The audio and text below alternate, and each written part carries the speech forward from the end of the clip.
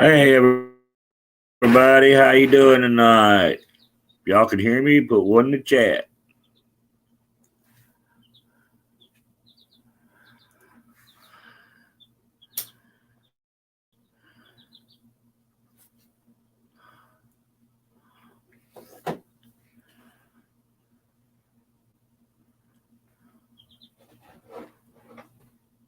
Everybody doing all right tonight?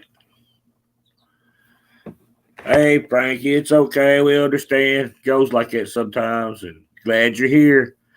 Jimmy from the Bayou, the Wolf Den, Frankie, Audrey.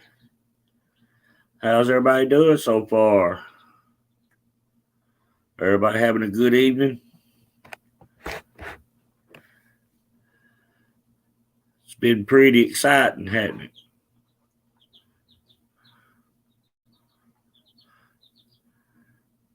Hey, Hummingbird.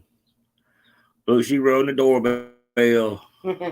Jimmy knocked on the door.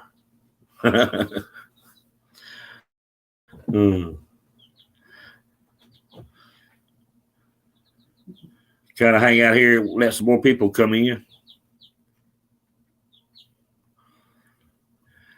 It's cool here tonight. Is it cool where y'all at?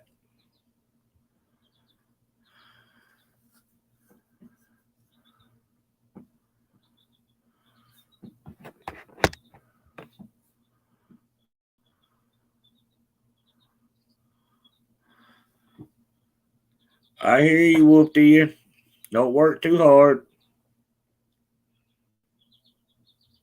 You gotta have that coffee too. Nice and quiet there for a change, Frankie. That's always good.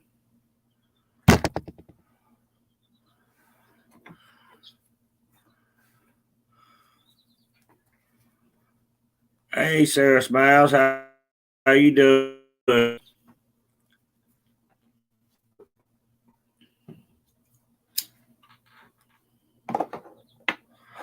Drinking that coffee, ain't you?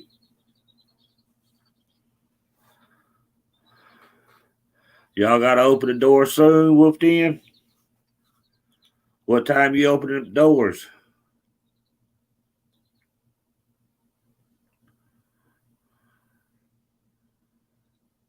Oh, Hummingbird got to get up at 2 o'clock in the morning. Oh, wow. Got to go to work. 2's early.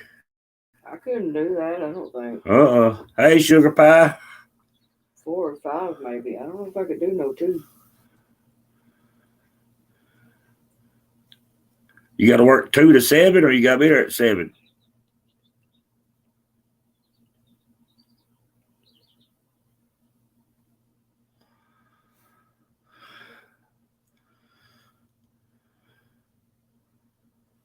Sugar Pie, you doing all right tonight?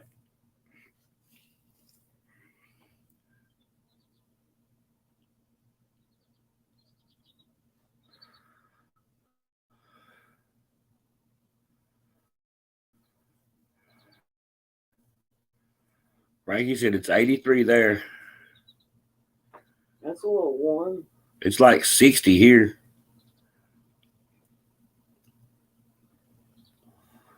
It's supposed to get down to 40 one night next week. Hey, Mama's baby girl. How are you?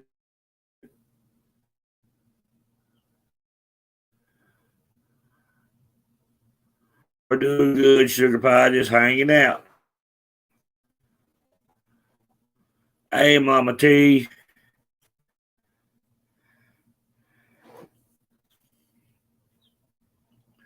Well, y'all, we're going to be going over Tabitha Tuders tonight. We've got some pretty good stuff. We're going to go back to 2013 and start the beginning. Well, she went missing in 2003. 2003? Yeah, but we're starting at 13 because it's just everything before that was like basically the same stuff. And what I didn't know when I found out when doing the investigation, she had a sister. Yeah, she's got a sister. She's got a sister. So we're going to listen. We'll read about the sister's point of view.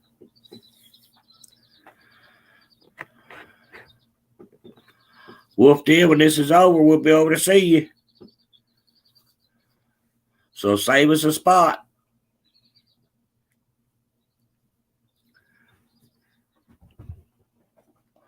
Hey, Snowflake. But yeah, we're going to go back and we're going to do some stuff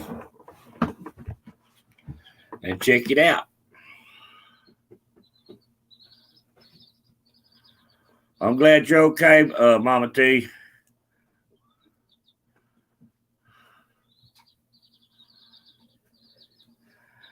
See you, Wolf Den. Thanks for stopping by.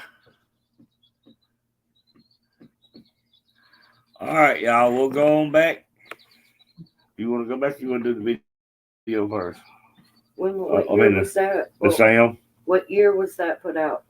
19 years after her disappearance. Well, then that was this year.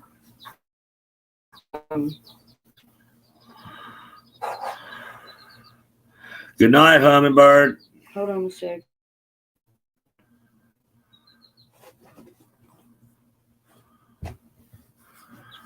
Sleep tight.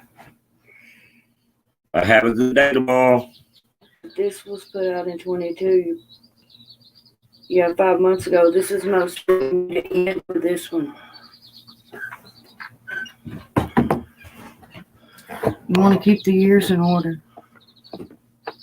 Where's Mama T? In here somewhere. Mama T, you want to come up?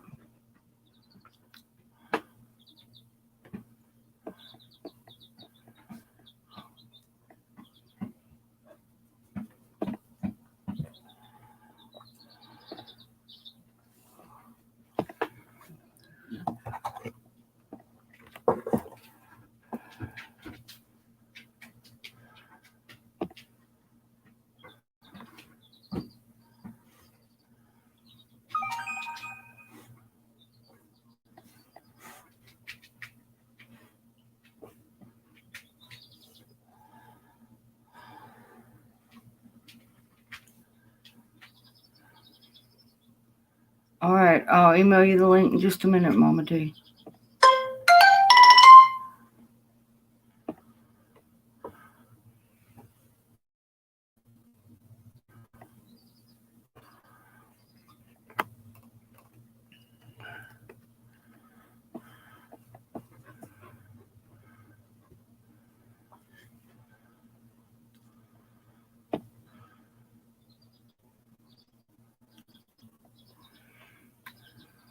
I guess I need to take that copyright disclaimer down, you think?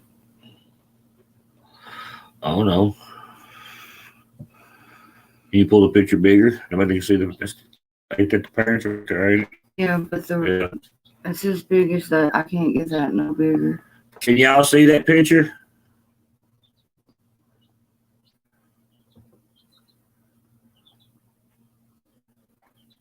This is a missing girl from Nashville, Jimmy from the Bayou. She was 13 years old, and she went to the school bus and never been seen again.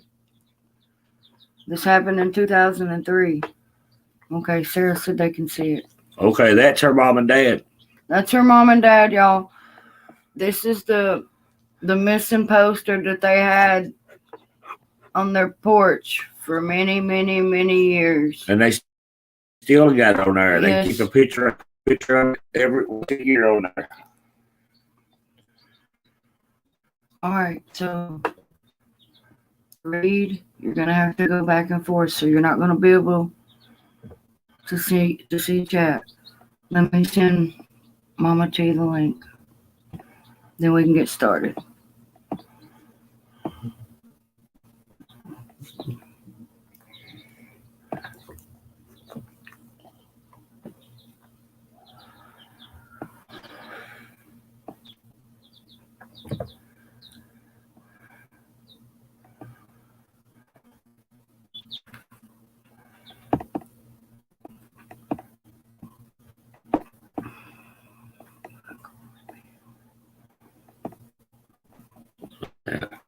What are you doing?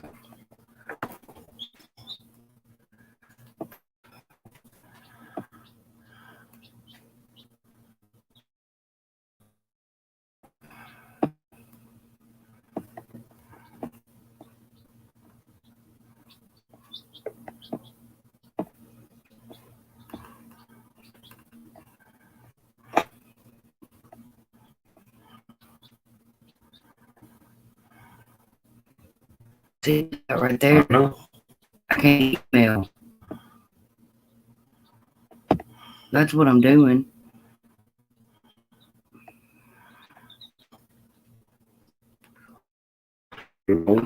No.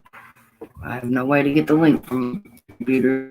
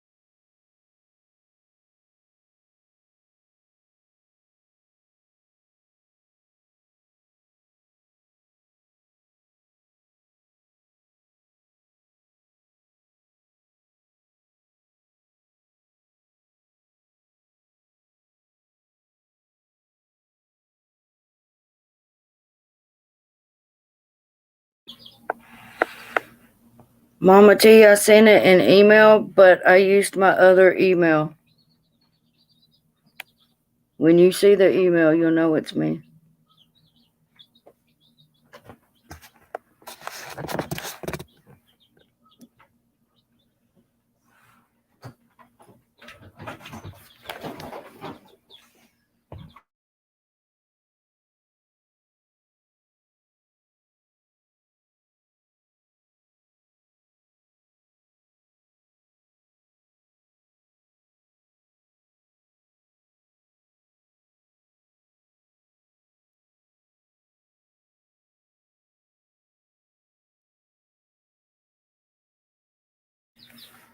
Okay, Mama T. All right, there you go.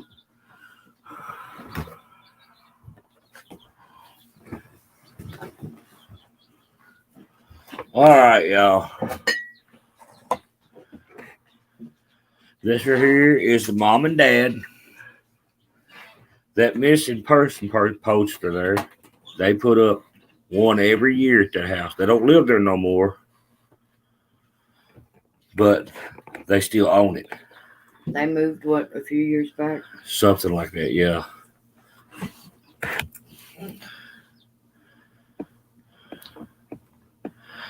But yeah, we're just waiting on Mama T come up. Well, she said if she can, when she can. Huh? She's busy or doing something right this minute. Oh. She will. If she can, she will. All right. You're not going to be able to see chat while you do this, so you're going to have to go back and forth. Okay.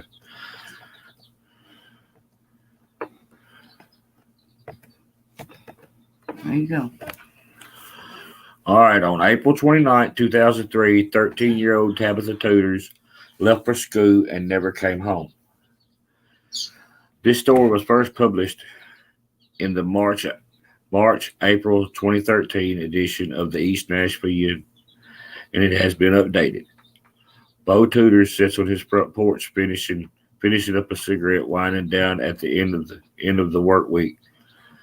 3 of his 7 children scamper in and out of the house. See, I didn't know they had that many kids. I didn't know that. I didn't either. I just Uh-uh. learned that when I was reading that earlier today. His wife, Deborah, is inside watching television, recovering from surgery she had earlier that day. The house is small, bustling, and happy activity. But this close-knit family is not complete. The family is missing their daughter, their sister, their aunt, Tabitha.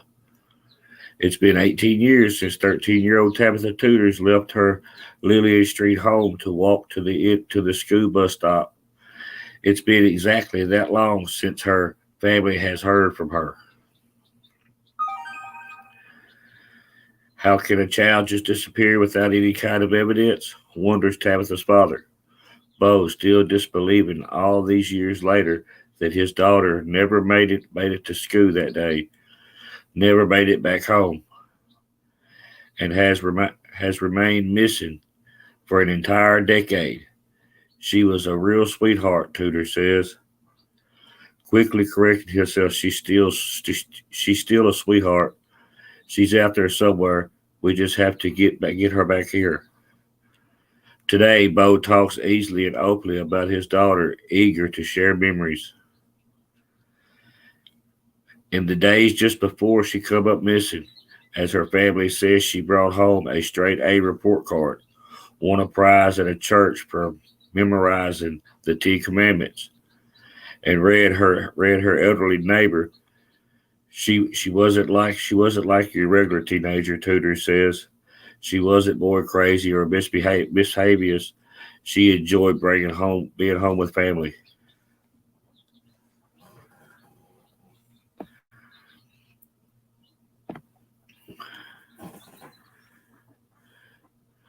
That's crazy, y'all.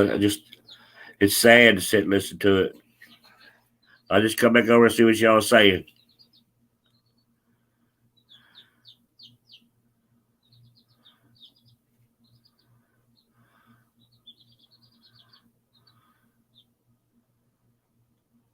All right, y'all. I'll go back and finish it.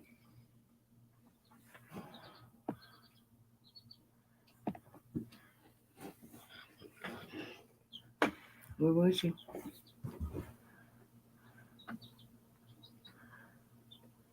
I see where you are. Okay, the case of Tabitha Tuders has baffled, but not only her family, but also their East Nashville neighborhood, the city, local law enforcement, and the FBI. A case of nature is not very common at all. According to Detective Lee Freeman with the Metro Nashville Police Department Cold Case Unit, now handling the Tudors case, we don't have anything close to this we're working on. The lack of physical evidence makes it very difficult. She's Kurt says current West Precinct Commander Marilyn Purdue. Several months after Tabitha's disappearance, Purdue was named head of youth services and oversaw the early investigation of her case. Even with tips on the case continue to pop up every month, all we know for sure is that she walked toward the bus stop and hasn't been heard from since, says Freeman. The morning of April 29, 2003 was a typical one for Tudor's family. Deborah Tuders awoke early to get ready for her job in the Tom Joy Elementary School cafeteria. She still works there today. Her husband Bo was sleeping when she left, and her daughter Tabitha remained curled up at the foot of her parents' bed, where she sometimes slept on a pallet and blankets. A short time after that, Bo got ready to hit the road as a short haul truck driver, a job he also still has today. Tabitha's older sister Jamie and her two young children were sleeping down the hall. It was Tabitha's job to get herself ready for school and out the door to the bus stop before 8 a.m. Even though Tabitha walks to the bus stop was short, she would have to pass sketchy section of the neighborhood that was home to sex offenders and ex-cons. The neighborhood was a little rough, and then it was now. It was pretty rough. Tabitha's older brother Kevin says, "See, I didn't even know she had an older brother." Glancing up the street at a row of newly built homes with hefty price tags, a stark contrast to the very modest Tudors home where the family has lived since 1988. There are a lot of people around here who still haven't been questioned that should be. Bo adds, a few eyewitnesses saw Tabitha that morning, including one boy who described Tabitha getting into a red car at the corner of Basketball and 15th Streets. But police have raised issues about this credibly from the beginning. See, y'all, there's stuff on here I already don't get how they didn't go question on them. But it said she already lived in a sketchy neighborhood. Yeah, they had to pass sketchy houses of sex offenders. So she was already wasn't a good, Yeah. Hey, Tennessee girl. But yeah, she already had to pass sketchy houses, and it said sex offenders, and they didn't check them. Wonder why they didn't check them.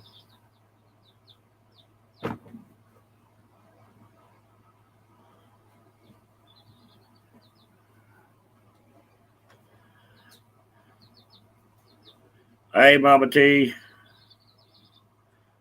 Okay. All right, I'll go back to reading it. Do they have any questions so far? I don't know. Y'all have any questions about it? Does anybody have any questions about what I've read so far? Anything they want to say?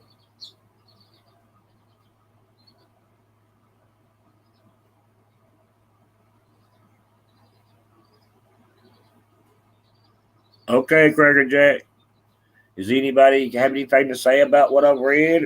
Have any questions or anything?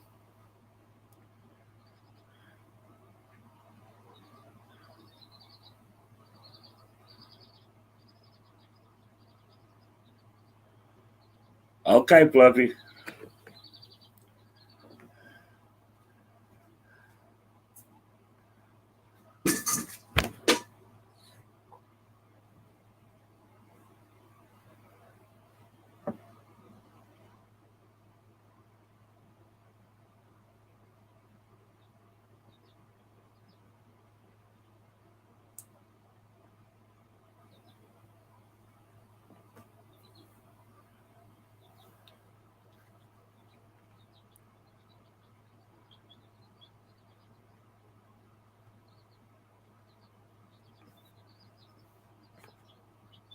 All right, from the beginning, the Tudors insisted their daughter was not a runaway. It was hard for us to convince them, Bo says, but not all 13-year-olds run away. That night, officers canvassed the neighborhood from Shelby Park to LP Field. Family, friends, neighbors, volunteers joined the search. We were knocking on doors, looking at abandoned houses, everything we could think of to do, recalls Kevin, recounting those first desperate hours and sleepless nights. While some officers hung into the theory that Tabitha was a runaway, Bo Tudors credited some friends on the police force for pushing back against that notion. Purdue was one of those family friends who knew she didn't have a runaway history. There was no family history of domestic violence or neglect, she said. In the weeks after Tabitha was reported missing, family members were questioned extensively and underwent lie detector tests. As the investigation continued for weeks and then months, with no word from the missing girl, the runaway theory began to lose traction. It became increasingly clear that Tabitha had been kidnapped. In mid-July, more than 2 long months after she disappeared, police embarked on the largest and most systematic hunt for Tabitha, setting up a command center at LP Field. With the help of search dogs, officers carefully searched the streets of East Nashville for any sign of the missing girl, but no new evidence. was discovered. After that, police worked the case behind the scenes. Many leads have come and gone over the years, but have always resulted in dead end.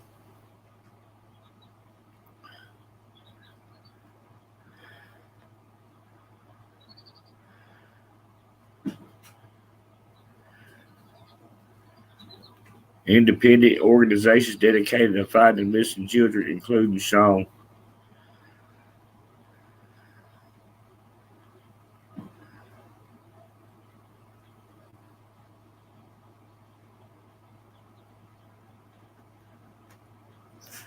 "10 years after Tabitha Tuders disappeared from her Lottless Springs neighborhood, life goes on. The Tuders family, Bo and Deborah, their still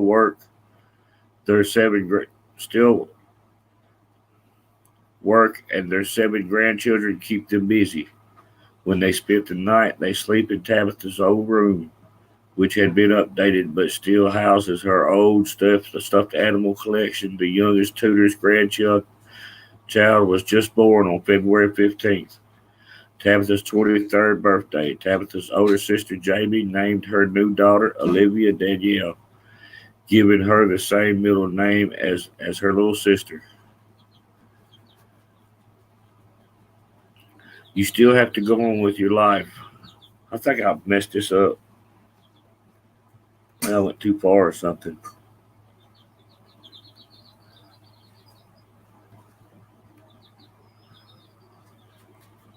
I did. Okay. All right, I got it, y'all.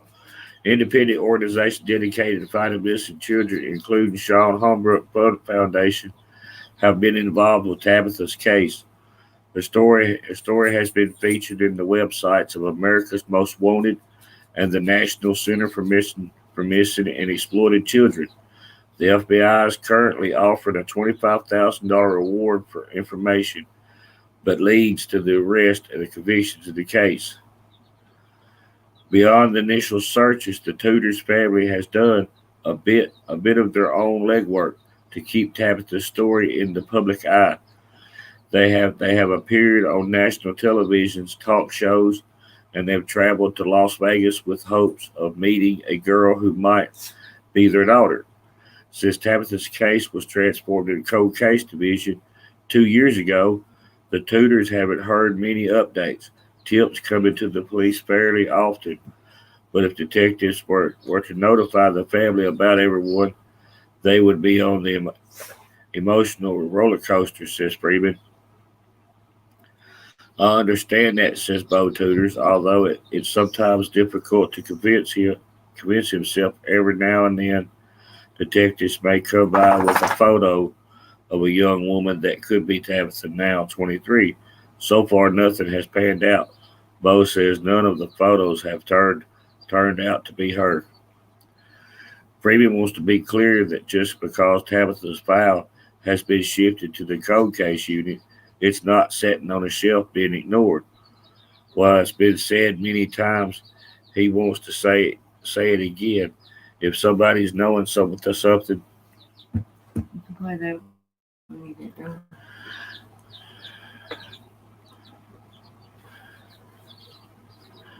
so far nothing has panned out, Bo says. None of the photos have turned out to be her.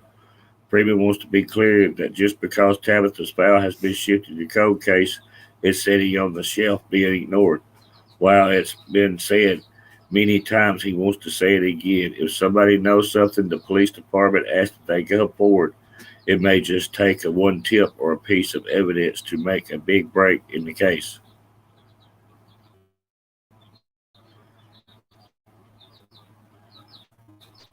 That's a lot to read. Yeah, it is.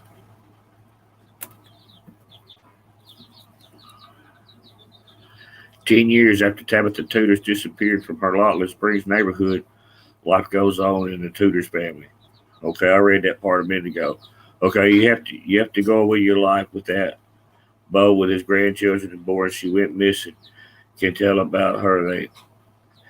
They've met her. We talk about her all the time.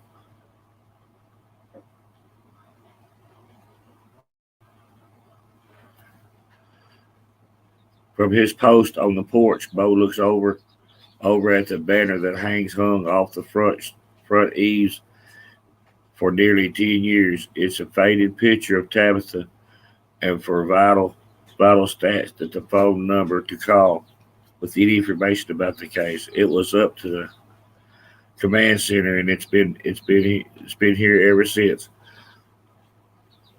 Bo says. He explains that around the time Tabitha went missing, the family was considering moving, but then decided to stay put. This is the only home she has knew. She runs through a scenario where Tabitha could escape from the captors and make her way back to East Nashville. Make her way back to East Nashville. The hope is if she gets away, she'll come here. He says. He pauses for a moment, reflecting on the weight of the situation. It is something that I don't wish on any parent, not knowing where your child is. He says, it's like a part of you that is out there missing somewhere. No matter what, the Tudors have their memories of Tabitha, and they have hope that they will see her again. All we've got left now is hope, Bo says, and we are not giving up.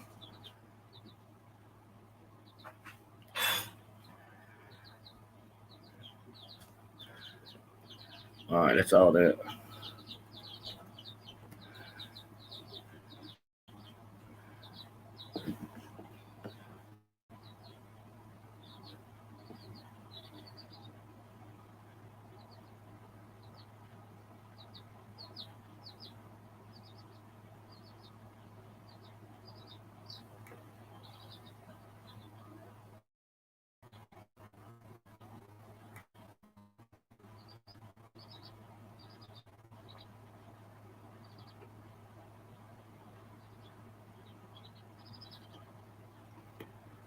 I would do that and then play this, and then that's a lot of reading. I would do that. This video here kind of sums it all up.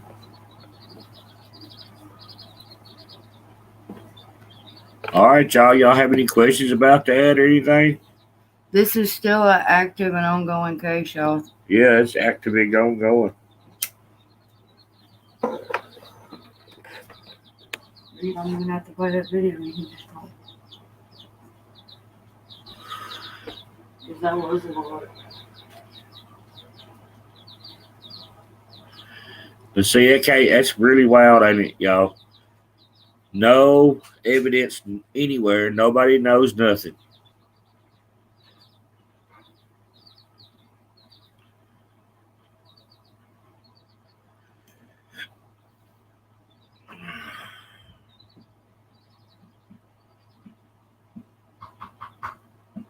What are y'all talking about?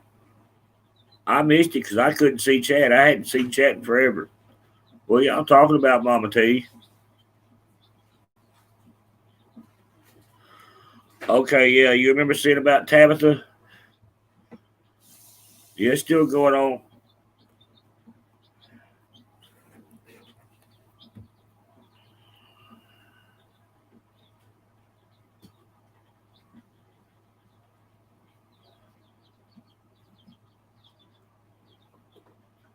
I found a good video on YouTube, but I didn't know if we could use it or not because I didn't know about the copyright thing. So I was afraid to use it. Okay, Jamel. Yeah, we still got some more stuff to go over. Hey, do y'all think we get in trouble for pulling up a video? Yes, there's a lot of stuff about this, Fluffy. Maybe if you play the sound, you might be alright. Because all it is just, it's really nothing to look at. Okay, y'all. No, they didn't do a good job on the investigation. Not at all. No. They let a lot of stuff slip. Okay, here, y'all listen to this. Now you have to do commentary, so you're going to stop. I know. Bus stop from her home in East Nashville on April 29th, 2003. Tabitha was in 7th grade and was an excellent student. She excelled in most of her classes. She was incredibly friendly. And in the few months before her disappearance, she had started going to church with one of her best friends. She volunteered for spaghetti dinners. She was just quite a different. Now, can y'all hear that? If you can hear it, put one in the chat.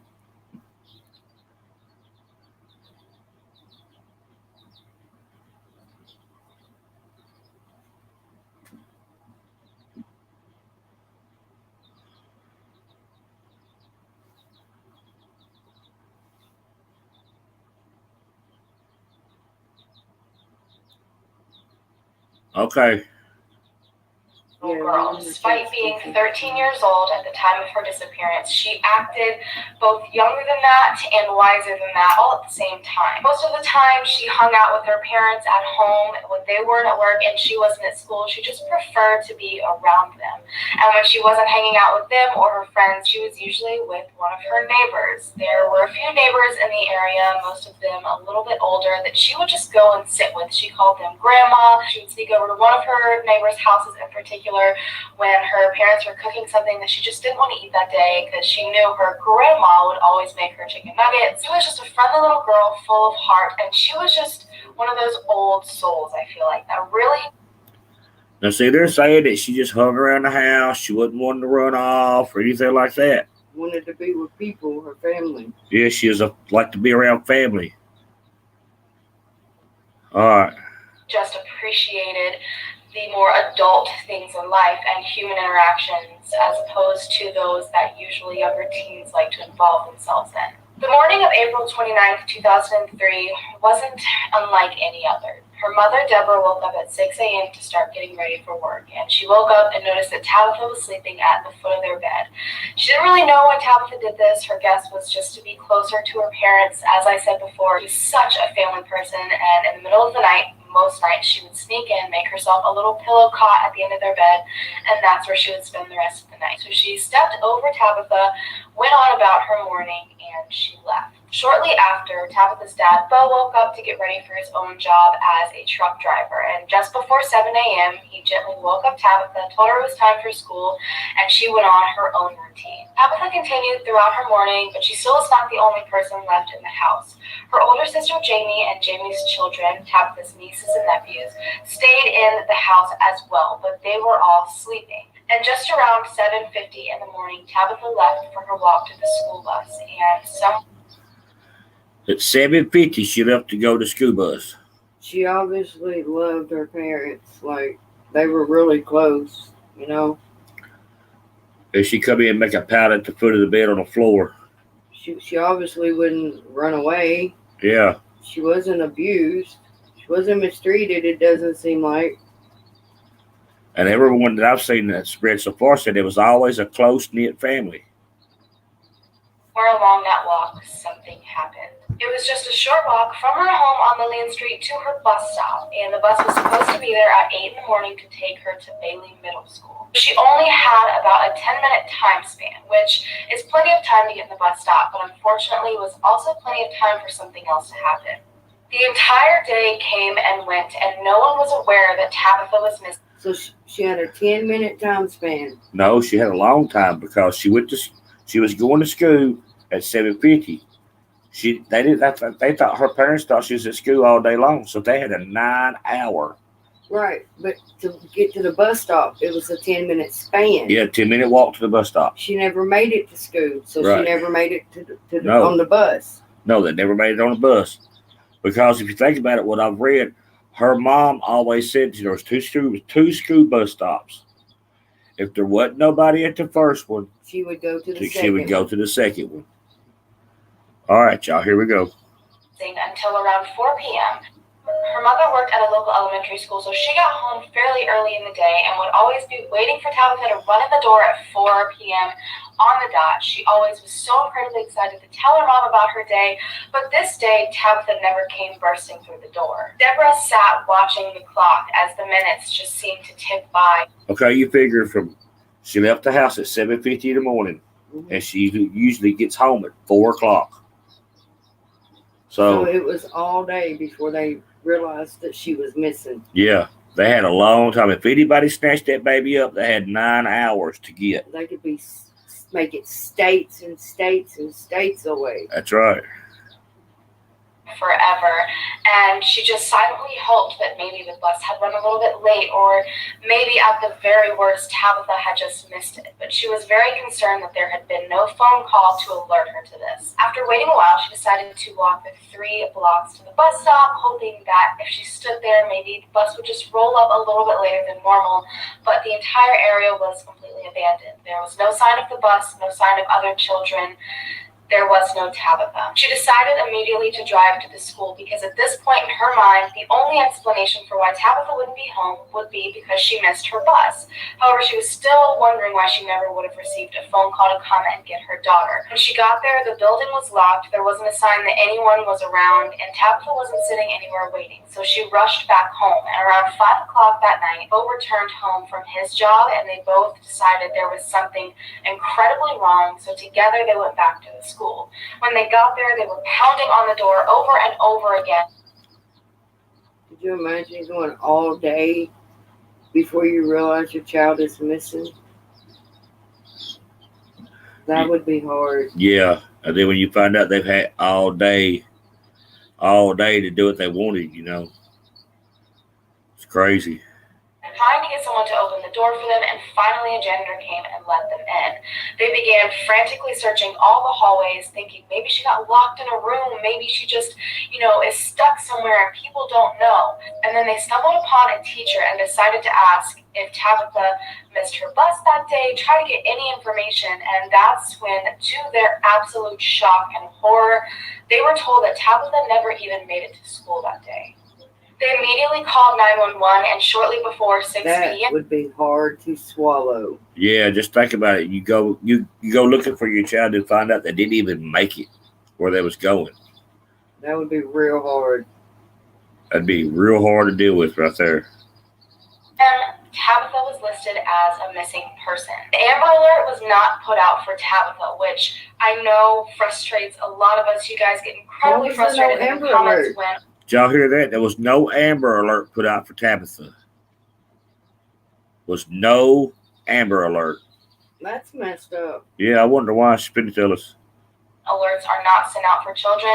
I just want to remind you, unfortunately, there are specific requirements. There are requirements that have to be met, such as a no. Okay, y'all hearing this? There's requirements that have to be met to get an Amber Alert. There should be no requirements for a child to have an Amber Alert when they come up missing. There should be no requirements for that. They're saying right here, she's listening to tell you the requirements for an Amber Alert. Now listen, y'all. Abduction, someone watched a child be abducted, there has to be an accurate description of what she was wearing, what the car looked like, and because no one saw her leave that morning, no one witnessed any abduction, there was nothing that they could do. I think that has a lot to do with the fact that she was never found. Deborah and Bo knew. Wow. Now could you try? I wouldn't be able to untake that. I wouldn't be able to take that at all. That's crazy. I feel like they still could have done an Amber Alert. They knew what she looked like. Yeah, they had to have pictures. Why couldn't they use a picture? Recent picture, like they knew what the kid looked like. She was 13, sugar pie. 13 years old.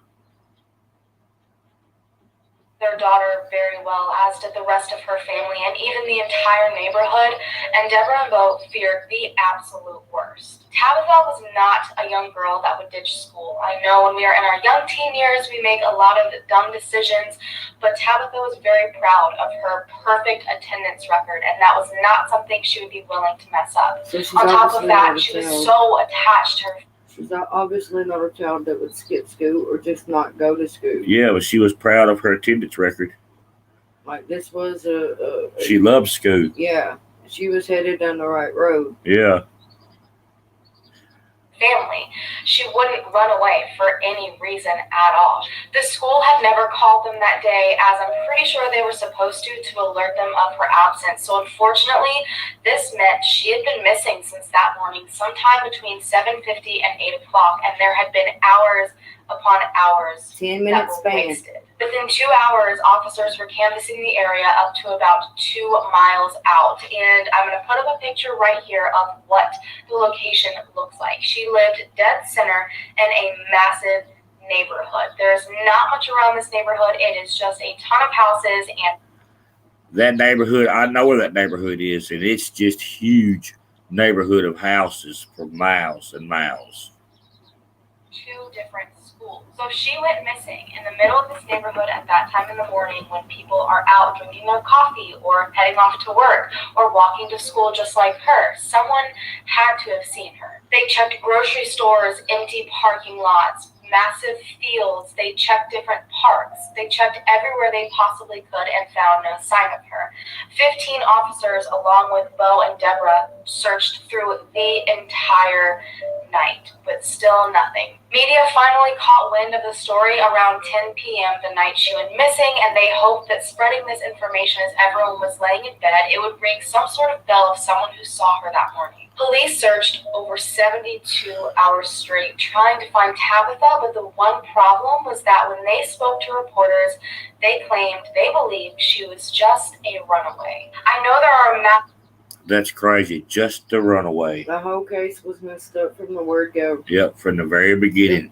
I mean, she had 9 hours that... Anything. Well, actually longer than that by the time the police got out looking for her and stuff. It was 6 o'clock that night before they said, but just now it's 6 o'clock at night before the police got on scene. So, like, them searching, like, I don't know. It really, like, yeah, she could have been in the area, but there's a high possibility she's not in that area or wasn't in that area.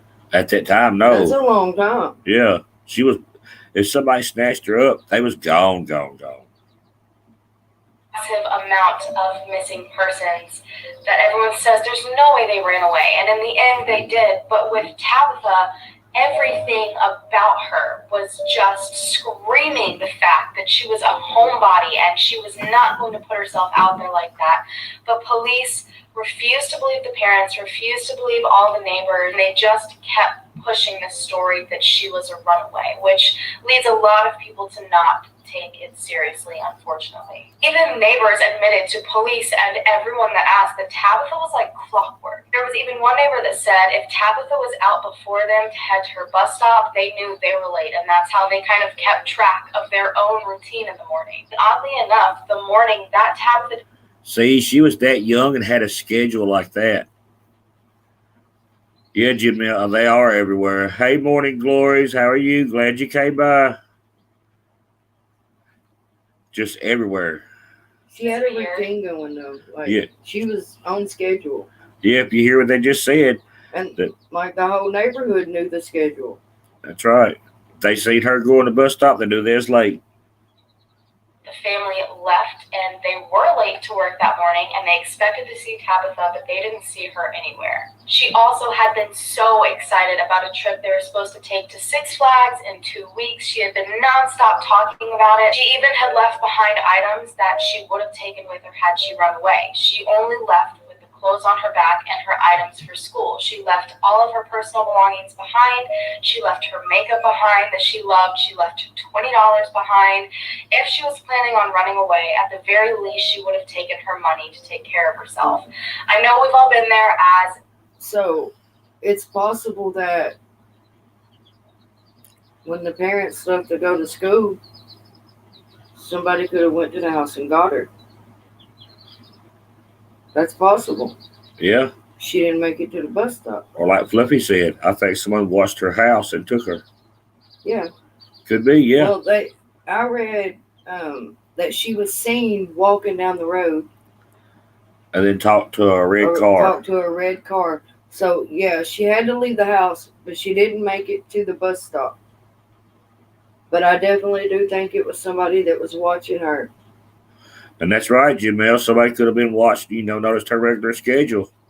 They knew exactly and where to grab her. There were bad guys in that neighborhood. Yeah, that Put it neighborhood. that way. That neighborhood's always been full of bad people. Yeah. That's a rough neighborhood. And back then, it was worse. I remember those days.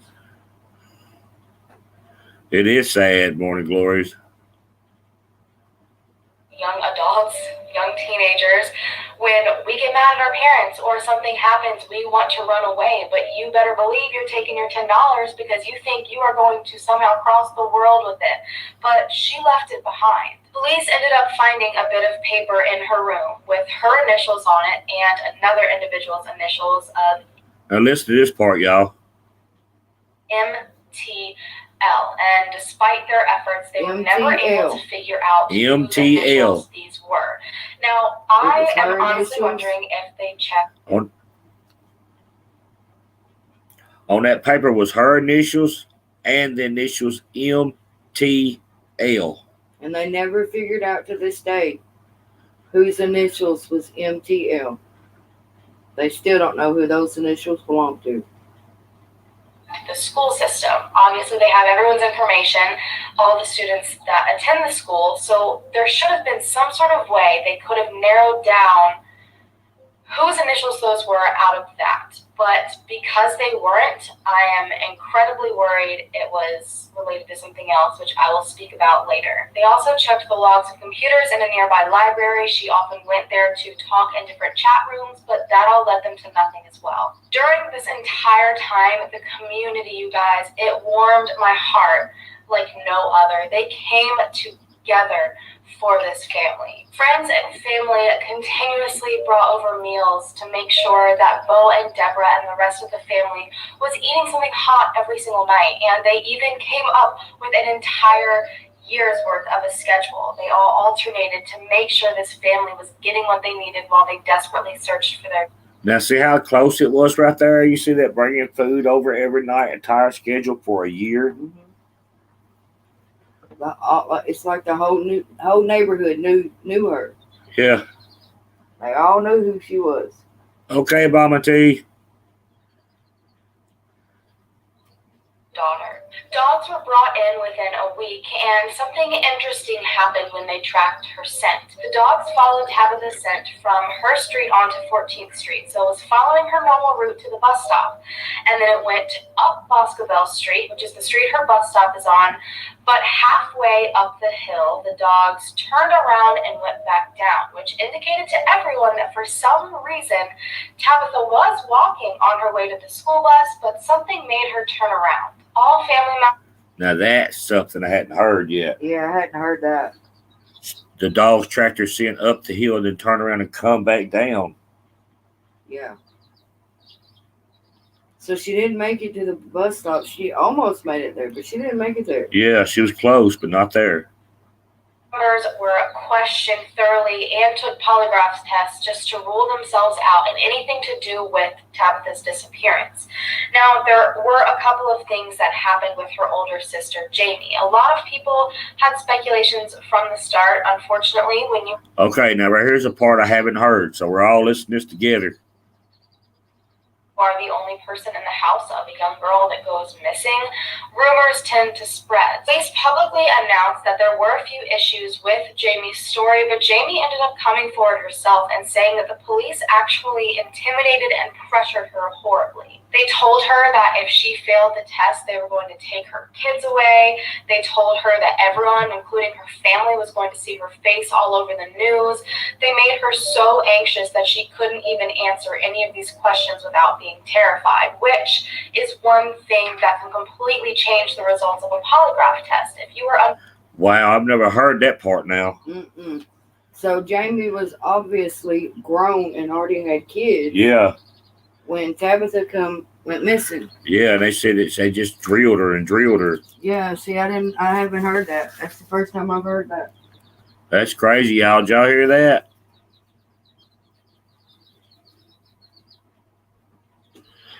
Yeah, it does, Sugar Pie. It makes you think that right off the bat. The way the world is right now, that's the first thing you think of. or any sort of emotional distress, even if it's not directly related to the questions they're asking you, it can still show up as something being off. And unfortunately, that is what happened to her. Tabitha also lived in a neighborhood that was full of sex offenders and ex-cons. This worried both. Now, did y'all hear that? She lived in a neighborhood that was full of sex offenders and ex-cons. Police and her family. So they decided to question every single known sex offender and ex-con in the neighborhood to rule them out immediately. This led them to so many different people. There was a husband and wife that lived on Lillian Street, just a few houses down from Tabitha, and they had been... Hey, Daisy Joe. Yeah, Sugar Pie, it's crazy, ain't it? accused of sexually assaulting a minor just 2 weeks after Tabitha disappeared, which was incredibly suspicious. There was another man just down the street that was arrested months following Tabitha's disappearance for luring this young boy who just so happened to go to the same middle school as Tabitha onto his motorcycle, where he took him to the middle of nowhere and attempted to sexually assault him. And this same... Wow, I didn't know that neither. See, we're all learning stuff right now. This is crazy. First time I've heard this. Yeah. Yeah, the guys getting arrested. That's crazy.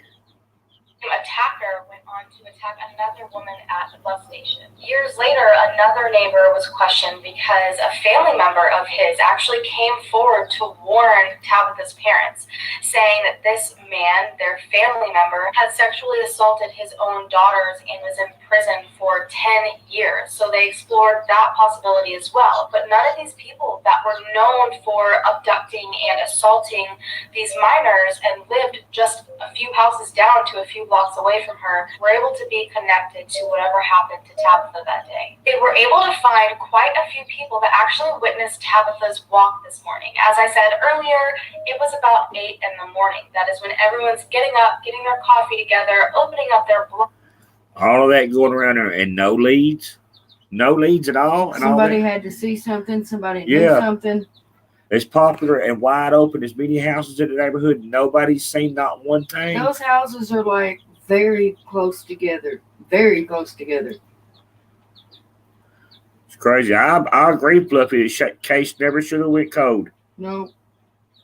And a lot of people were very familiar with seeing Tabitha walk to school. One older man claimed he for a fact saw Tabitha go from Lillian Street to 14th Street, so they knew for sure she at least made it to 14th Street. A few more witnesses came forward and saw her all along 14th Street walking towards Boscobel Street, which is where her bus stop was, and a man that lived near the top of Boscobel, the same exact street she would have made it down to reach her bus stop, claimed that he had just opened his door that morning and saw Tabitha walking down the street reading some sort of paper. She didn't appear nervous. She didn't appear anxious. She was just walking to her bus stop. And the last person...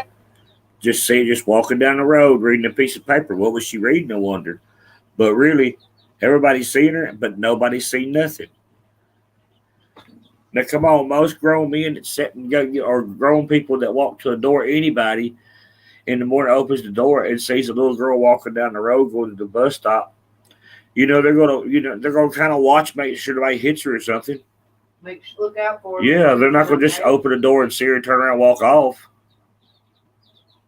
See, it don't make sense to me. I know when we lived in the city, if you remember right, if you see a kid walking through the neighborhood, you watch them and make sure they're good, at least until they're out of your sight, because you don't know where they're going. That's right. You don't know what's in that path or what's going to happen.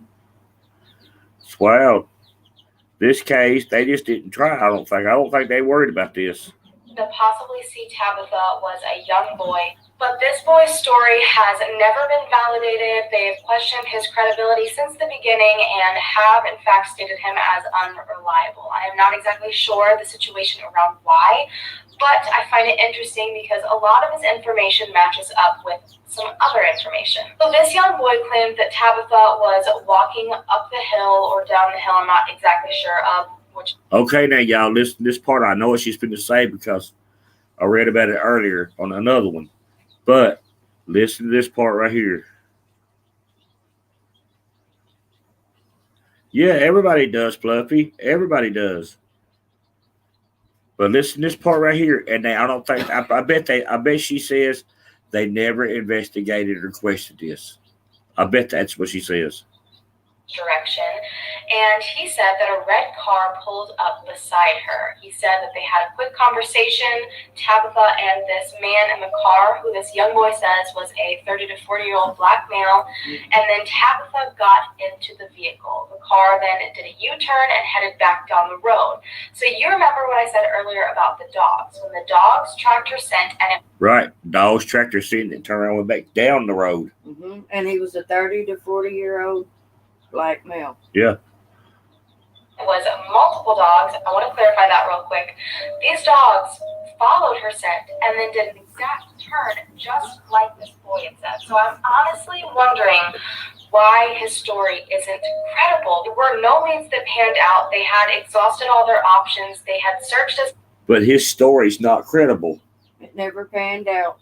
That's crazy. It don't make sense. Why didn't he get a tag number? If he seen that baby get in that car, why could he have not got a tag number? Right.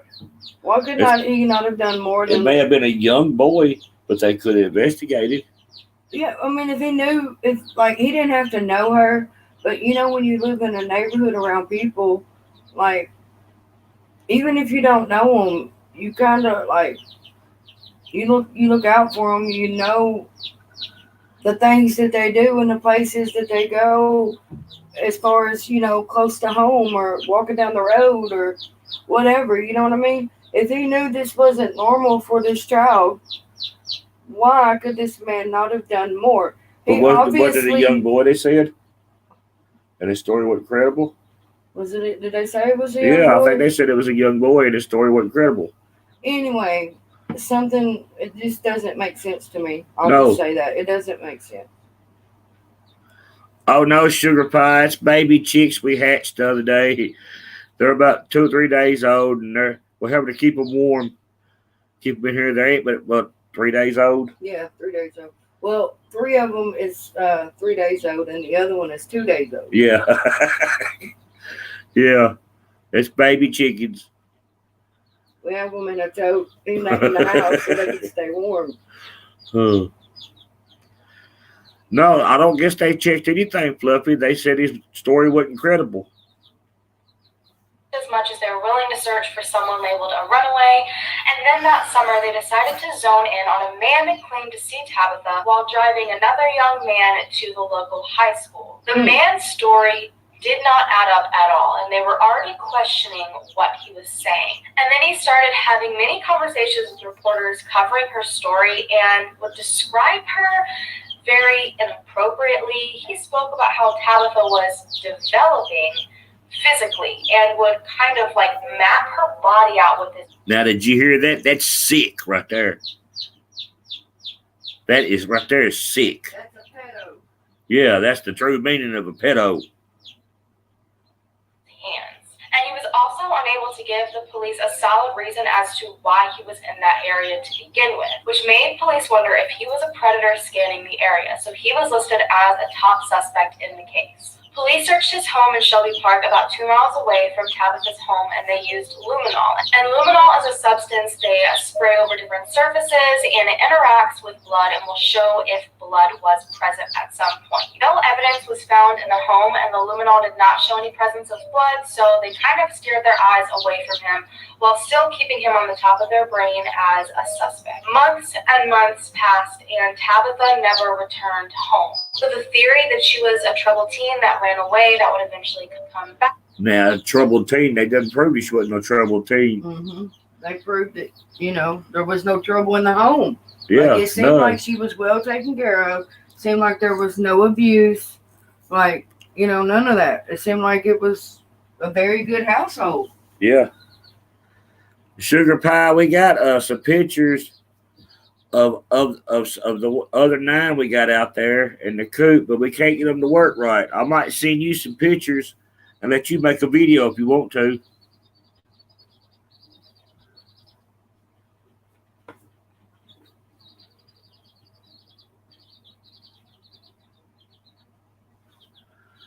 All right, y'all, here we go. Started fading and was instead replaced with the horrifying reality that she more than likely was abducted or met with foul play of some kind. On October 30th of that exact same year, this theory was solidified when a trucker reported a possible sighting of Tabitha in Linton, Indiana. The man claimed to see two young girls with an older man, and the one young girl in particular that looked like Tabitha appeared incredibly uncomfortable and anxious. To add to this, a hotel clerk around the same time also reported seeing two young girls, one of which they strongly believed to be Tabitha, accompanied by an older man at the hotel that they worked at. But unfortunately, neither one of these sightings were able to be confirmed. In July, nothing that can ever be confirmed. Everything they said so far could not be confirmed as nothing. Oh, and Jimmy from the Bayou, I'll get Ma to work on that for you. Okay, Sugar Pie, I'll get some pictures together and let you make a video. All right, y'all, listen to this crazy stuff right here. Police realized that there was more than likely a lot more to this story than they initially believed. They decided to go on a massive search for Tabitha using dogs. At this point, they realized it's not just a runaway. If she ran away, she probably would have come home by now. They went up and down every single street methodically, looking for any possible sign of Tabitha, but at this point, it had been months since she disappeared. Police and family at this point were incredibly dissatisfied with how the entire case had been handled. She was labeled as a runaway for so long, despite all of this evidence that this would never be a possibility. And because of this, many measures were not taken that might have brought her home. She did not run away. Did you hear that? Many measures had not been taken to bring her home. She had nothing to run from. I mean, she was happy.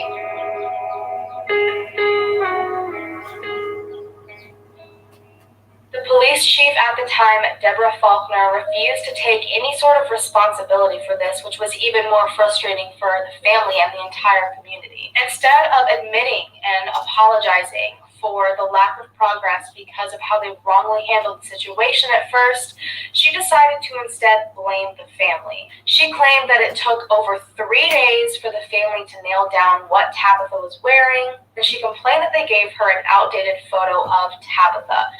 When parents are struggling with missing their own daughter, parents that didn't even see her that morning, parents that are trying to keep calm, keep their family together, and at the same time figure out how to help bring home their missing daughter, it's going to take a little bit. They did the best that they could, and the fact that she called them out infuriated everybody. In January of 2004, Faulkner was replaced with, and I'm probably going to pronounce this wrong, I think it's Ronald Service. Within days of taking over as chief, announced that Tabitha was not being treated as a runaway anymore, and it was being treated as an abduction, and he was going to put her case as top priority. Police and FBI both tried to...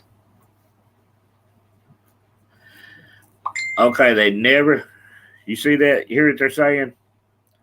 They're saying they're putting her in the top of the list, but they're not putting her at the top of the list. It's just whatever they can.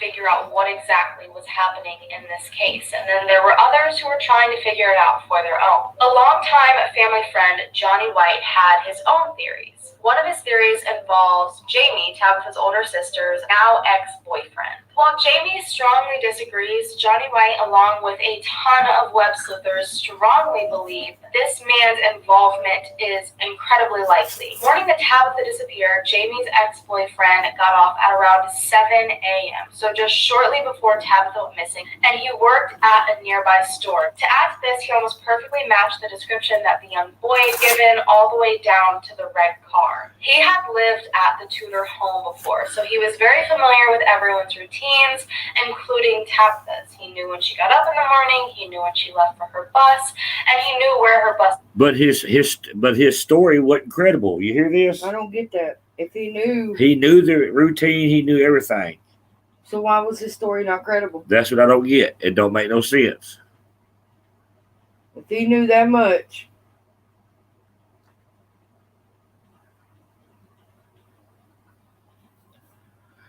He knew that. Just listen.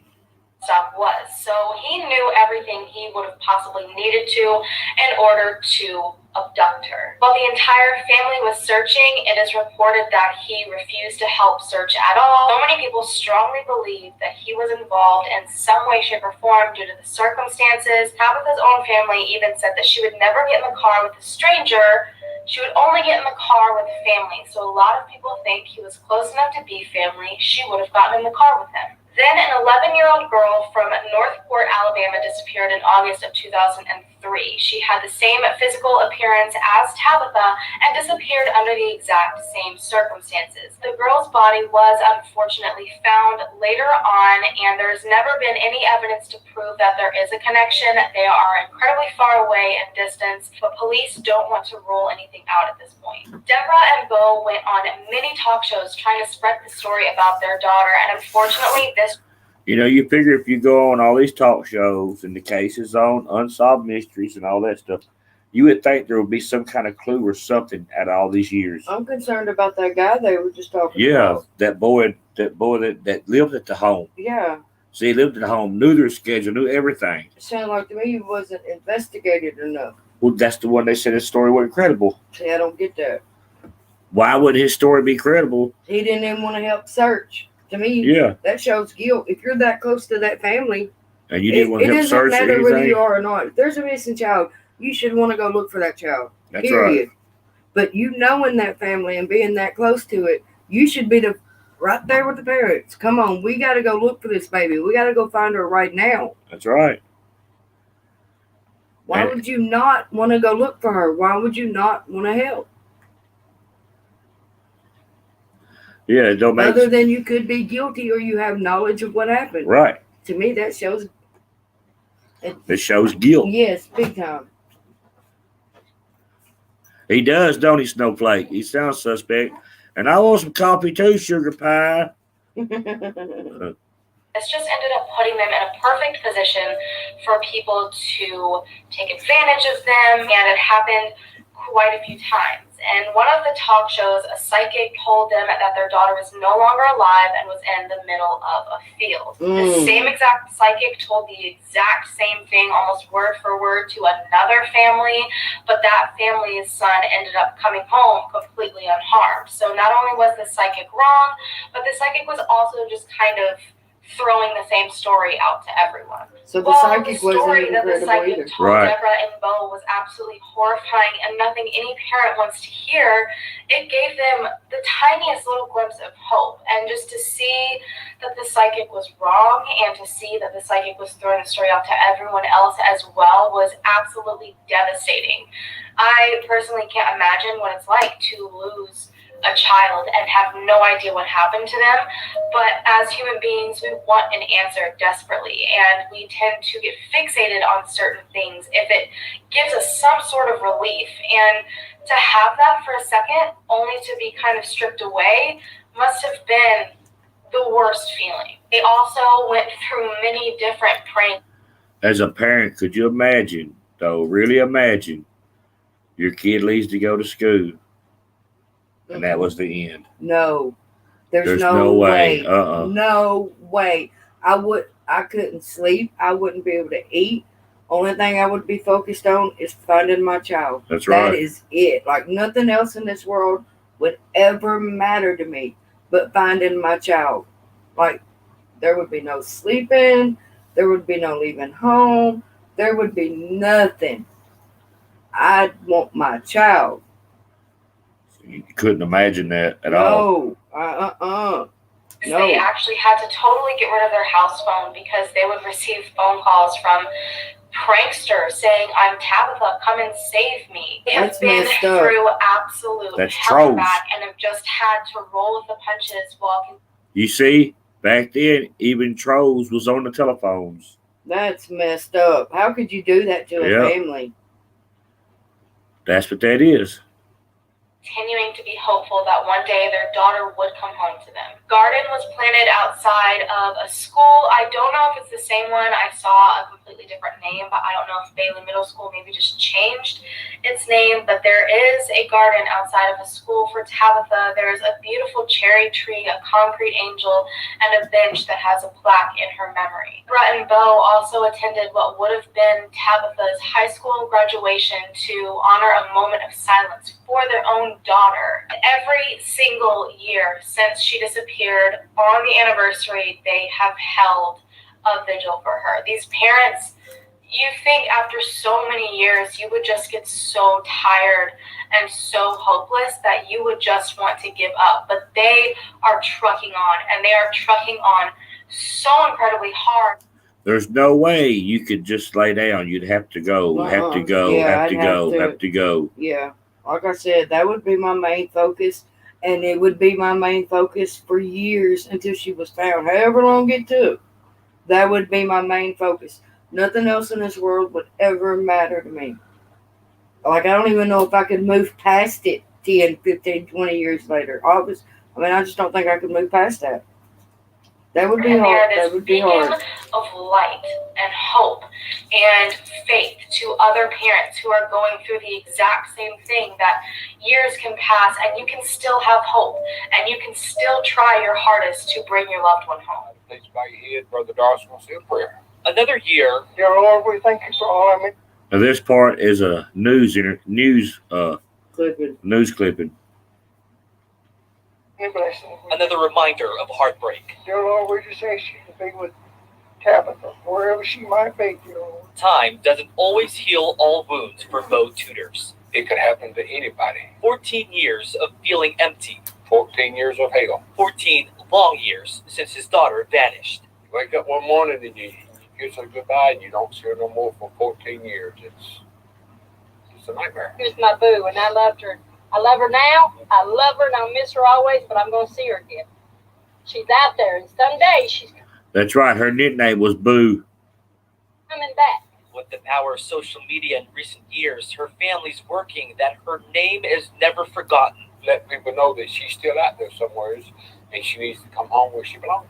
With recent missing cases, including Devin Bond of Murfreesboro, Bo can't help but sympathize. Don't let it be 14 years for his family like it has been ours. From parent to parent, Stay calm and maybe one of these days he'll come home. Especially recently, they're trying so hard to use media. Now, You know why That's her sad. You know why her nickname was Boo? No, Because her daddy's name is Bo. that's right. You didn't remember that back then, Yeah. did you? It was Bo and Boo. Yeah. And the mother had a nickname, but I can't remember what that was. It was something similar though. Huh. It was like a family. You know how families do Yeah. that thing, yeah. that it is such a huge thing to spread their daughter's story and spread her name, because they strongly believe she is out there somewhere, and it just takes the right person hearing her name, seeing her face to possibly bring her home. So that's why I thought this would be such a perfect story to cover, because they have waited so long, and they have worked so hard to get her name out there, and if I can help them in any way, shape, or form, I am going to do it. Since her disappearance, multiple detectives have been put on the case, and each one has gone through every detail from start to finish, hoping someone from a new perspective might be able to find something, but nothing has been found. Unfortunately, other than statements of seeing her walking to the bus stop and a questionable statement about her getting into a red car of some sort, they had absolutely no idea the circumstances under which she disappeared. There was no physical evidence left behind. There was nothing. It is absolutely terrifying to think that in just a 3-block span, someone can just vanish in the most busy hour of the morning in the middle of a huge neighborhood filled with other kids going to school. There were 2 schools in this neighborhood, and not a single person witnessed any sort of struggle, heard anything, saw. And that neighborhood is huge. There's thousands that live in that neighborhood. Mhm. But see, y'all, that just goes to show, like, how quick a child kid come up missing. Yeah, just come up gone. Like, that's really quick there. Any of y'all have any questions or want to say anything about it so far?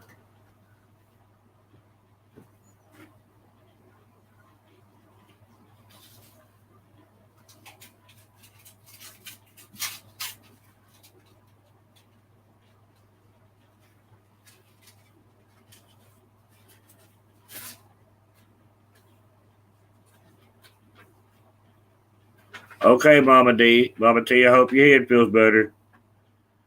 All right, y'all, we'll just move along.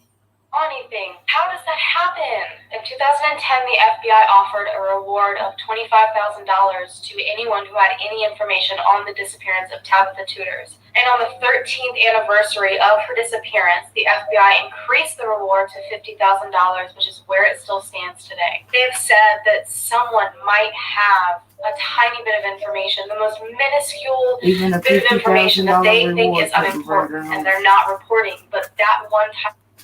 Do what? I said even a $50,000 reward couldn't bring that baby home. Yeah, $50,000 reward, just like Jim Mel South. Sad how police just don't do much on some cases. Right. It breaks my heart. It does. It's crazy. This many years. Anything could piece together the puzzle that they are trying to put together. They say there could be one small thing that could bust this entire case wide open. And they're begging anyone to come forward with any sort of information. If it seems like the smallest, dumbest, most useless thing, report it anyways. Majority of the neighbors involved in the searches and chaos of Tabitha's disappearance have since moved from the neighborhood, which unfortunately means that her face and her story are also fading from the neighborhood. Her parents to this day And how could you let it just fade? How could anybody do that? There's no way. There is no way. No. since she went missing have had a poster hanging in front of their home with Tabitha's picture along with all of her information on it for everyone to see. So even the new neighbors that do move in, they are aware of what happened, but they're too scared to ask questions. And at this point, people don't want to step on the parents' toes, so everyone keeps quiet. But Bo and Deborah both say, how could you step on somebody's toes if you're helping them find their child? Right? There's no way. How could you feel like you're stepping on somebody's toes if you're trying to help them find their child? And the people that the parents wouldn't even think that at all. No, I wouldn't. No. they No, I want to wouldn't. talk about her. It makes them feel good to talk about her. They want to keep her story alive. They want to keep her face out there. Detective Stephen Jolly, who was on Tabitha's case, and I'm not quite sure if he is still on there. I know all this information I'm about to tell you is from 2016, so things might have changed since then, but he actually unearthed a witness that was never questioned by police, and this is in 2016. She disappeared in 2003. When Tabitha went missing, there was a rumor going around that another young boy watched her get into a green car with a scorpion decal on it. At the time of Tabitha's disappearance, this was Now a green car with a scorpion decal. I don't know. I don't get it. just a rumor floating around, and police could never nail down who exactly this little boy was, so they never were able to question him. However, Stephen Jolly tracked this man down, who Police never questioned him. Nope. now is an adult, and he has verified that he did, for a fact, see Tabitha get into a car that morning. Now, this isn't just a random person coming forward claiming to have information. He would not benefit off of giving this information. It's been there from the start. The detective was just able to actually find him and verify it. And even though his description of the car didn't match up perfectly with the other description the other little boy gave, it is still the exact same idea. The same year, Detective Jolly followed this new Still the car same lead exact and led him idea. straight to a Yeah. man named Juan, who actually owned not just a green car, but also a red car at the time of Tabitha's disappearance. Now, I have searched. Now, did y'all hear that? On the green car and the red car. So this, And one person said he seen them get in a red car. The other person said they seen them get in a green car. Mhm. And that person they're talking about owns both color cars. Know which one's which. It seems like to me this case was messed up from the word go. Yeah. Like they didn't try hard enough. They didn't get on it quick enough. They was just letting it slide by and just, oh, have you seen this? Okay, bye. Look, I would be at the police station, I promise you, every day. Yeah, They would have to lock me up and put me somewhere else to get rid of me. that's right. They'd have Because to. They would know me and know me well. They'd just put me a bed in the back somewhere. Yeah, I'm going to ride them till they find my child. Right. Endlessly, and I've not found if they were able to locate Juan or not. They went to the address that he had lived at, and he had just moved, I think about 1 or 2 years prior, and they weren't able to locate him after this that I know of. They put his picture out and asked people to come forward if they recognized him. They were pretty positive he more than likely lived in the same neighborhood or had a reason to be in that neighborhood that morning, but not a single person came forward claiming to know this man, which is incredibly suspicious to me. Also in 2016, 2 federal subpoenas were ordered for a man and his girlfriend. Detectives are certain when it comes to Tabitha Tuders, someone has to know what happened to that little girl in this neighborhood. And now, with the power to issue federal subpoenas, those who may know something will finally have to talk. Federal subpoenas are now issued for 2 people who may know what happened to Tabitha. There's somebody out there knows something, but they don't want to come up and say. And this here might be one of them that knows something. Apparently someone under arrest out of state, this man the subpoena was issued for, claimed to know. That's right, just legs. There's got to be something, you know. Yeah, one person says sees her getting in a red car, another person in a green car. That's right. Which one is it? And they just barely checked. I don't think they done their job at all.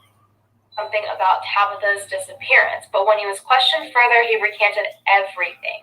But he said enough interesting information to police to have the federal government issue these subpoenas. Now, they had to answer to the court, and unfortunately, this didn't lead to any new information. There have also continuously been sightings of Tabitha all across the country, but every single one has gone unconfirmed. So now we're going to get into the theories. So the original theory by I might get good right here, y'all. police is that Tabitha ran away, which at this point, I think majority of people, police included, do not believe this theory. But I figured we would talk briefly about it first because I have my own ideas going on. I want to clarify that at this point, police have said that they're leaning towards abduction, but they have also stated that they don't want to rule anything out. Tabitha never showed signs of being the child that would run. That is a good thing right there, just legs. That's good. They should be checked for that. What's that? Colorblind. You can't be colorblind. Yeah. Yeah. I didn't think about that. Yeah, I didn't either. It makes sense. Yep, it does. Away. She clearly loved being with her family. They didn't have any issues within their family. But we've also learned on my channel that people can surprise you. I might be looking too deep into this, but she was on chat rooms, according to police, at the library. And something about this and the piece of paper found with the initials in her room, like, connected in my brain. I am sure, since they weren't able to find out whose initials they were, I'm sure they first went to, it has to be someone that goes to school with her, because it was her initials, Tabitha Tuders, and then the other initials, almost like together, if that makes sense, like a relationship, you know. Now, this is the initials I was talking about. This is the part that I don't quite get. Yeah, this right here to me don't make much sense. I don't know if they should have been going on this for so long. You know, I think if she had if she was on the computer at the library or whatever, they should have checked deeper into that and go in and see who she was talking to and who she had contact with. It says she was going in chats and stuff. Yeah.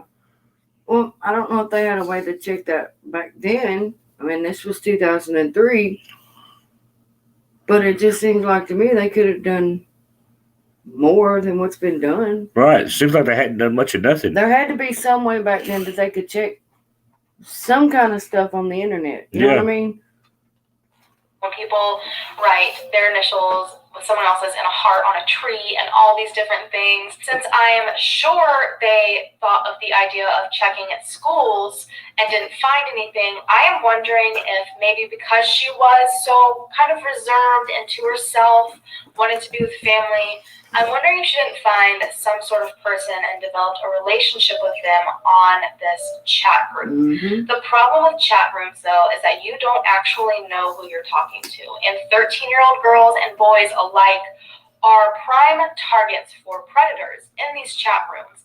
I think it's very, very possible that she might have accidentally disclosed too much about her location, maybe. And again, this is just a wild off theory. I don't know to the extent at which they searched these computers. I don't know if they actually got onto these chat room history logs or anything. Yeah, But if she disclosed too much information to someone that she might have had a crush on there, this person easily could have targeted her. Could have waited at her bus stop, known small things about her life just enough to where they could have abducted her easily. Now, see, we was just talking about that a minute ago. I think it was Jim Mel South said something about it, or one of them. Can't remember which one.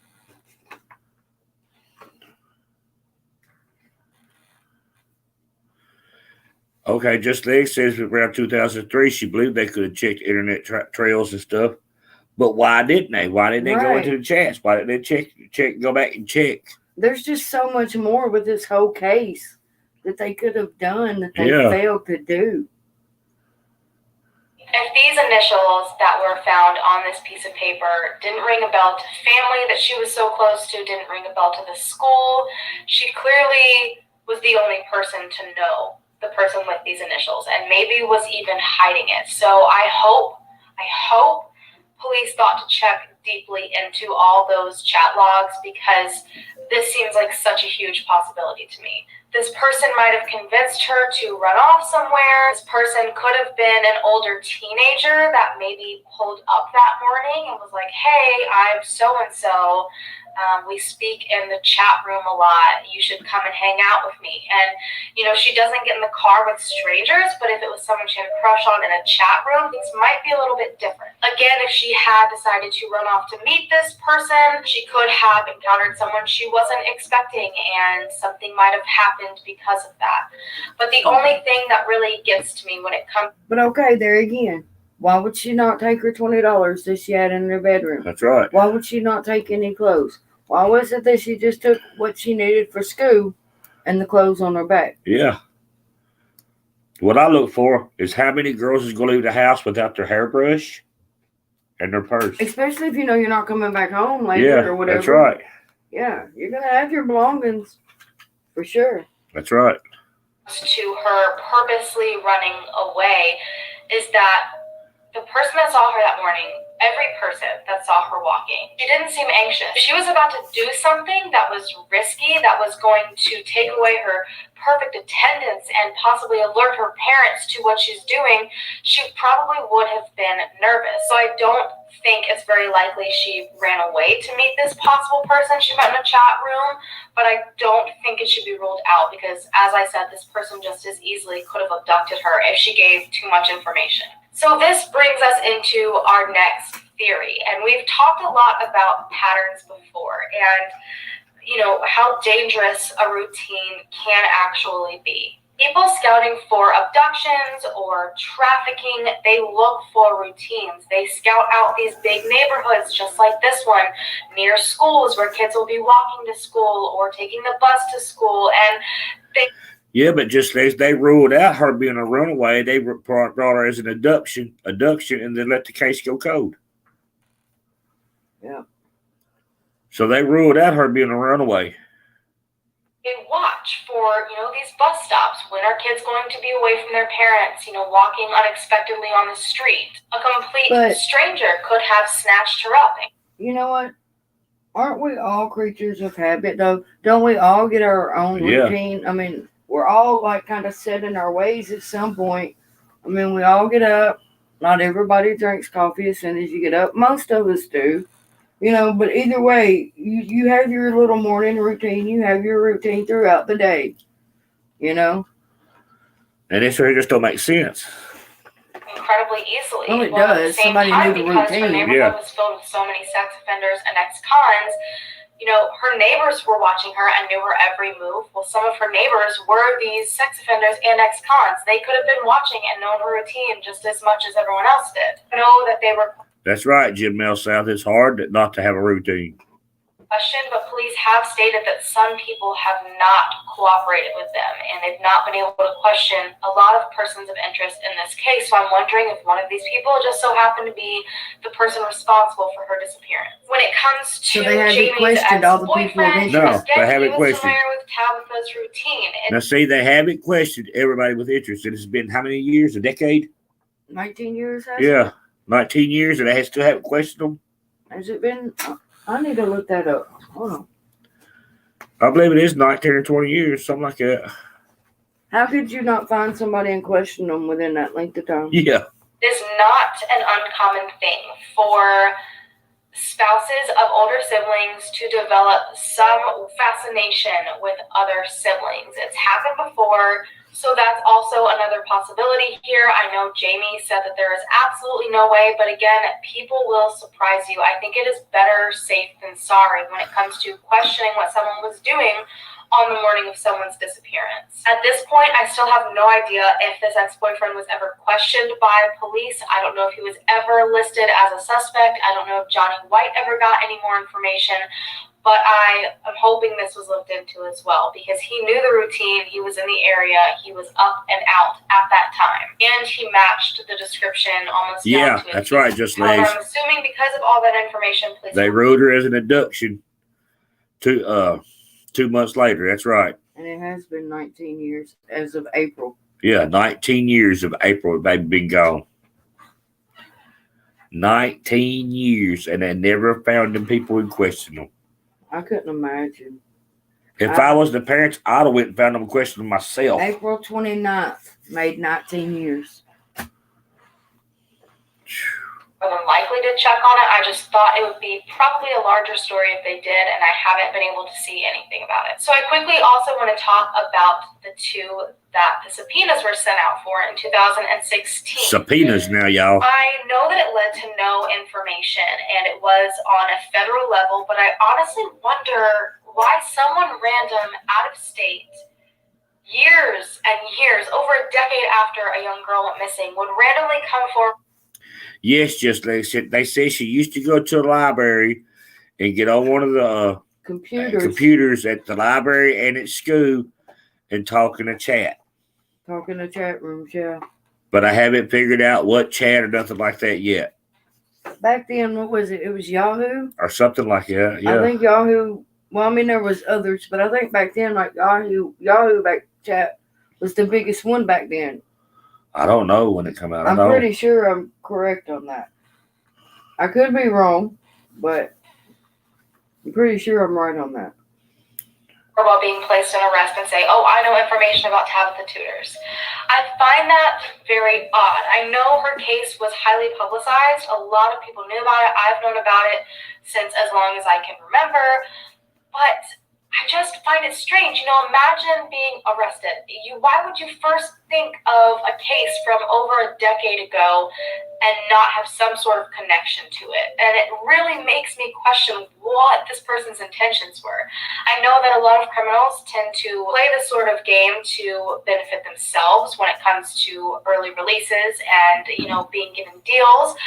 But I don't know. Something about it sits very strangely with me. But I'm trying to have faith that when they were in court and giving their side of the story, that they really were telling the truth. But unfortunately, even under oath, tons of people don't. Tabitha went missing in a 10 to 15 minute time frame. I find it very hard. 10 to 15 minutes in a neighborhood that was huge and nobody seen nothing. You got to keep them babies close, boy, I'm telling you.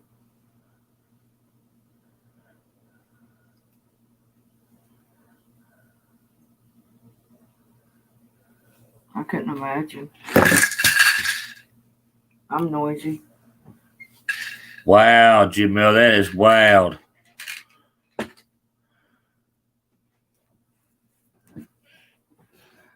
Dang. Read that.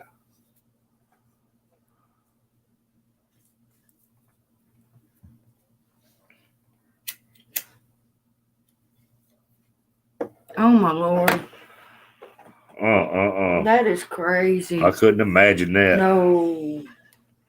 Believe that this was not a planned event. Whether that means she planned to run away or someone planned to abduct her. If she had planned to run out, I don't think she would just be casually walking to her bus stop, reading what everyone assumes was her amazing report card from the day before. She wasn't appearing anxious or nervous or upset. She wasn't scared someone was following her. She was just going about her morning routine. That doesn't show signs of someone who is planning to do something that everyone in the entire neighborhood strongly thinks they would never do. I strongly believe she was abducted by someone that had spent a good time watching her, or someone that knew her very, very well and was able to. With her being seen getting into a car, Mm-hmm. I want to think it's somebody she had contact with or somebody she knew. I think it was somebody close to the family that Yeah. she knew. Because, you know, kids, they get that comfortability. Yeah, and most girls, especially younger girls, when they're walking alone, they're watching everything around them and they're scared until they get around somebody. That's just what I've And noticed maybe in my life. he pulled up and said, Tabitha, I'll give you a ride. And she Yeah. thought, well, I'm by myself. He's going to take me to school. Nobody's at the bus stops this morning, and I know him or something like I mean, you that. never know. That could be a possibility. You just Yeah. never know. But I do believe it was somebody that knew the family. That she was comfortable with. Yes. Convince her to get in the car, and I am inclined to believe the latter of the two. She wouldn't have easily gotten into the car with anyone, and everyone was able to verify this. Her own mother said the only other person she would get in the car with was her neighbor, and even then, she would always come home first and ask her parents if she could do it. This was a neighborhood. Now, see, did you hear that? She wouldn't get in the car with nobody. She would make sure it was okay with her parents. Right. Full of houses, full of people, early in the morning. Someone would have heard a commotion. She would have screamed, panicked. There would have been some sign of a struggle. The two boys that witnessed her getting into a car would have mentioned this struggle. But from everything that's been said, I'm under the impression at least that a struggle was not involved, which means there's a high chance that she got into the car with someone that she knew fairly well. At the same time, though, you have to keep in mind that it is possible. I do believe if she did get in the car, With somebody that it was somebody that she knew. Yep.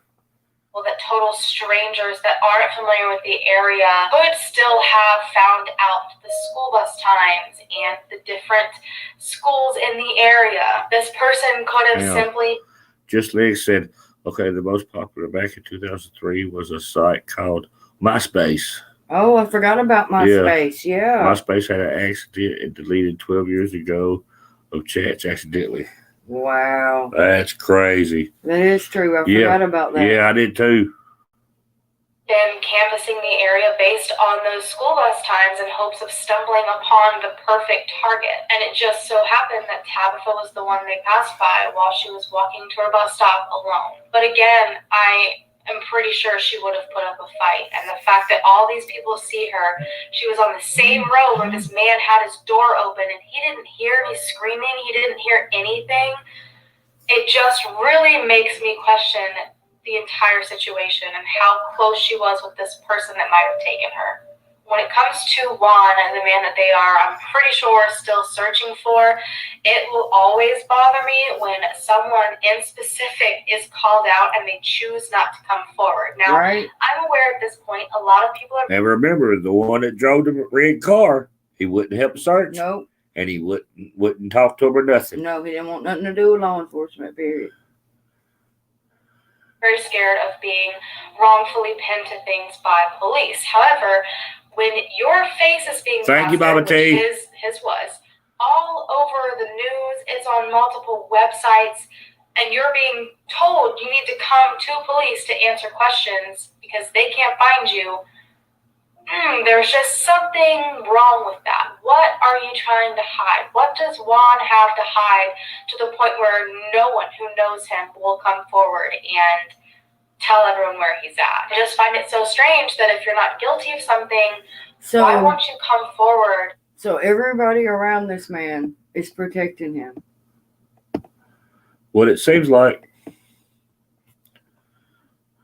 Why? I mean, there's no need to ask why. People are just and be questioned. Take a polygraph, bring a lawyer, do whatever you have to do to protect yourself, but to not come forward at all, just it's funny. Her family has been, again, through hell and back. Her mom went through chemo and struggling through leukemia just a few years ago.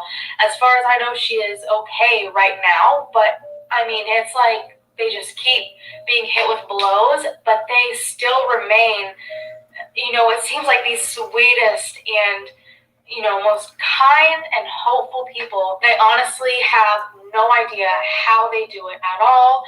Please, you guys, I don't care if it's her missing persons poster, her story, this video, whatever, help her family share her story, because it has been so many years and they are really relying on social media right now to help spread her fate so she is not forgotten. They strongly believe that she is out there somewhere.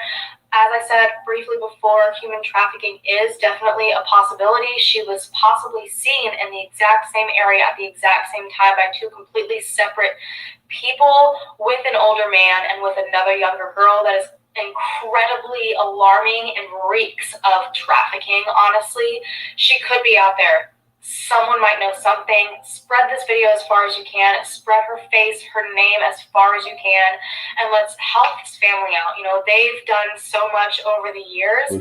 This is the exact reason why I have this channel. If I can make a 30-minute video that shares the story and takes a little bit of the load off of the parents in trying so hard to spread her name as far as possible, I'm going to do everything that I can, and I know you guys will back me. The Allen family is so incredibly strong. Let's show them what we can do. Let's show them how far we can help spread this, and hopefully someone will come forward eventually. There is a $50,000 reward out right now for any information.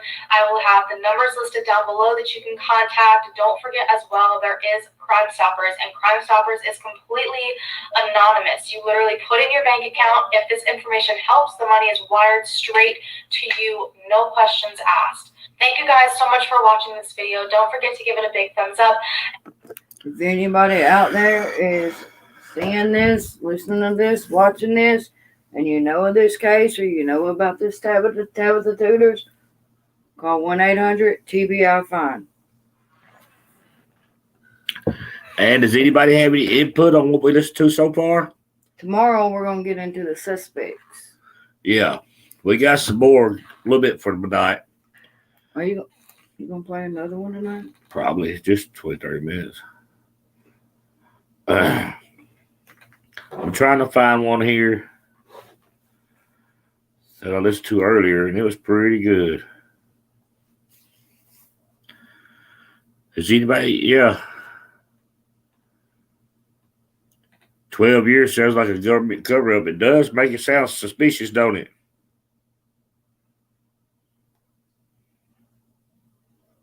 Really does. I would save the rest for tomorrow. You don't want to use up everything tonight.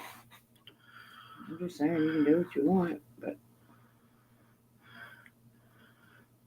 it just don't make much sense for how did they not investigate everybody that seen something, question? How do they just walk away and not do anything? In 19 years, how could they not find suspects? How do they not even question the ones that's on there? Right.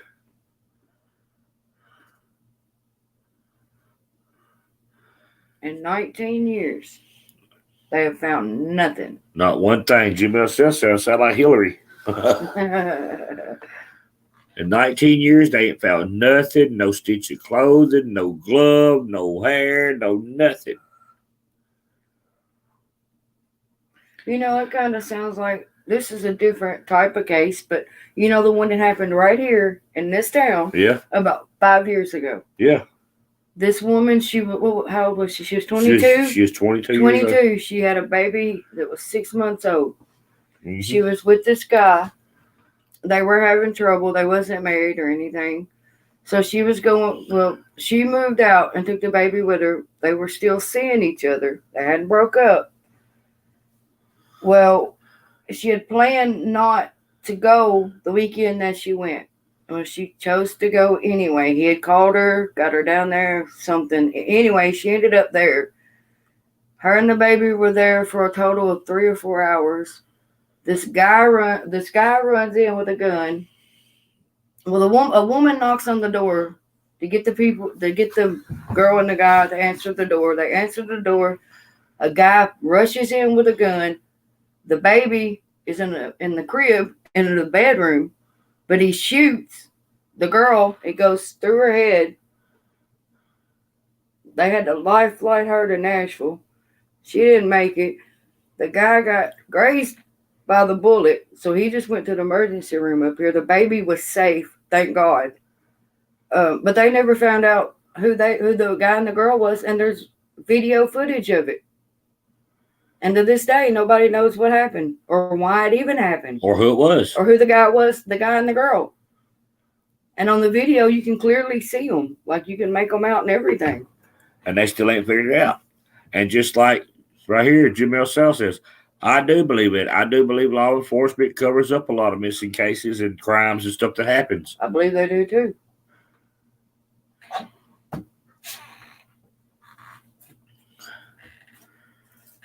It just don't make a lot of sense for the things that goes on. That's right. It sounds like they didn't try to find out at all. Like they just did what they did right there to make a showing, and that was about it, to make it look like they were doing something. That's right.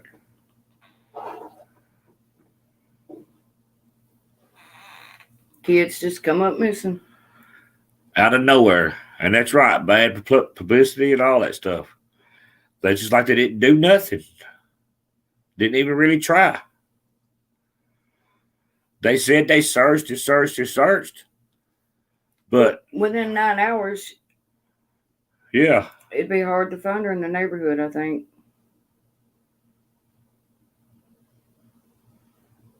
And what they searched, what was it, a mile and a half radius? Is that what they said? 2 mile and a half radius. 2 mile and a half radius.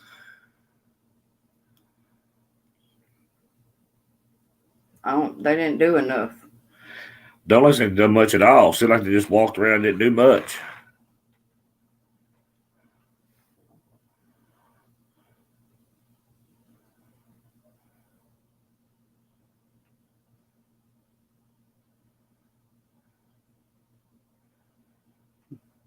I don't trust them either, Sugar Pie. I really don't. Not at all. But honestly, that just goes to show how close you have to keep your babies with you. They do have an enhanced photo of what she look like now. We're still trying to figure out how to pull it up here so everybody can see it. Oh, the photo of the video enhancement. Yeah, to make a picture in her older version picture. Yeah, I'm gonna work on that tomorrow. Put up because I'm gonna use both of them as like a thumbnail, just to put her picture out there.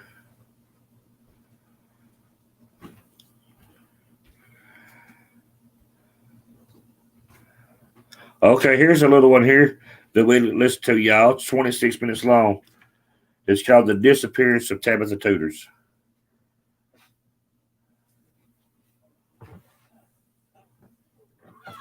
Have you listened to that one? This is Unsolved Mysteries, too. From the very moment that Mom called me and told me that Tabitha didn't make it to school that day, I knew something was wrong. Because Tabitha followed the rules, and Mom instilled everything in her. Come straight home. Go straight to the bus. This is the sister Jamie. Current moment, I felt. Yeah, that's what this is, ain't it? Yeah, this is the sister Jamie. This is her version of it. Yeah. From the very moment that Mom called me and told me that Tabitha didn't make it to school that day, I knew something was wrong. Because Tabitha followed the rules, and Mom instilled everything in her. Come straight home. Go straight to the bus. In that current moment, I felt that she was taken. In that and current she moment. wasn't taken by good people.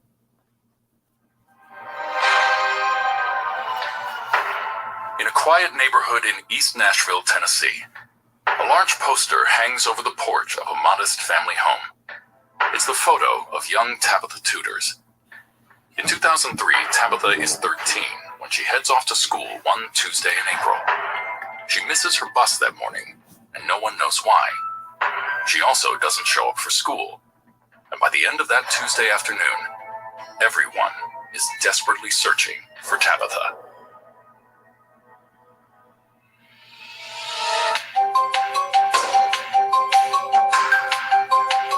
I'm Steve French, and this is Unsolved Mysteries, the disappearance of Tabitha Tuders.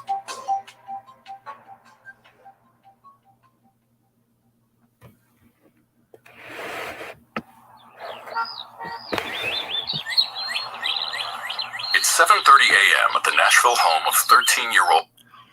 Okay, y'all, this is a pretty good one here. Tabitha Tuders.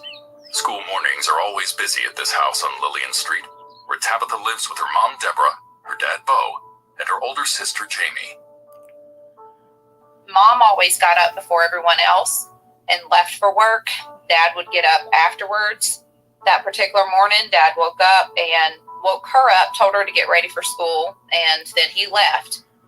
I worked late nights, so I was always asleep when she got up to go. So the last thing we know is Dad woke her up, and she was to get up and get ready to get to the bus stop. With her sister Jamie fast asleep, Tabitha sets out for the short walk to the school bus. She regularly catches the bus at one of two stops that are within walking distance. And according to her family, she always follows her mother's rules for safety and allows herself enough time so she doesn't miss the bus. Mom always let her know that if there wasn't anyone at the first bus stop, to take a peek down the hill to see if there were children down there and go ahead and walk down to the second bus stop so that she wouldn't have to walk by herself. Of course, Mom. Now, see, y'all remember me saying something about that earlier? One of two bus stops, yeah. One of two bus stops.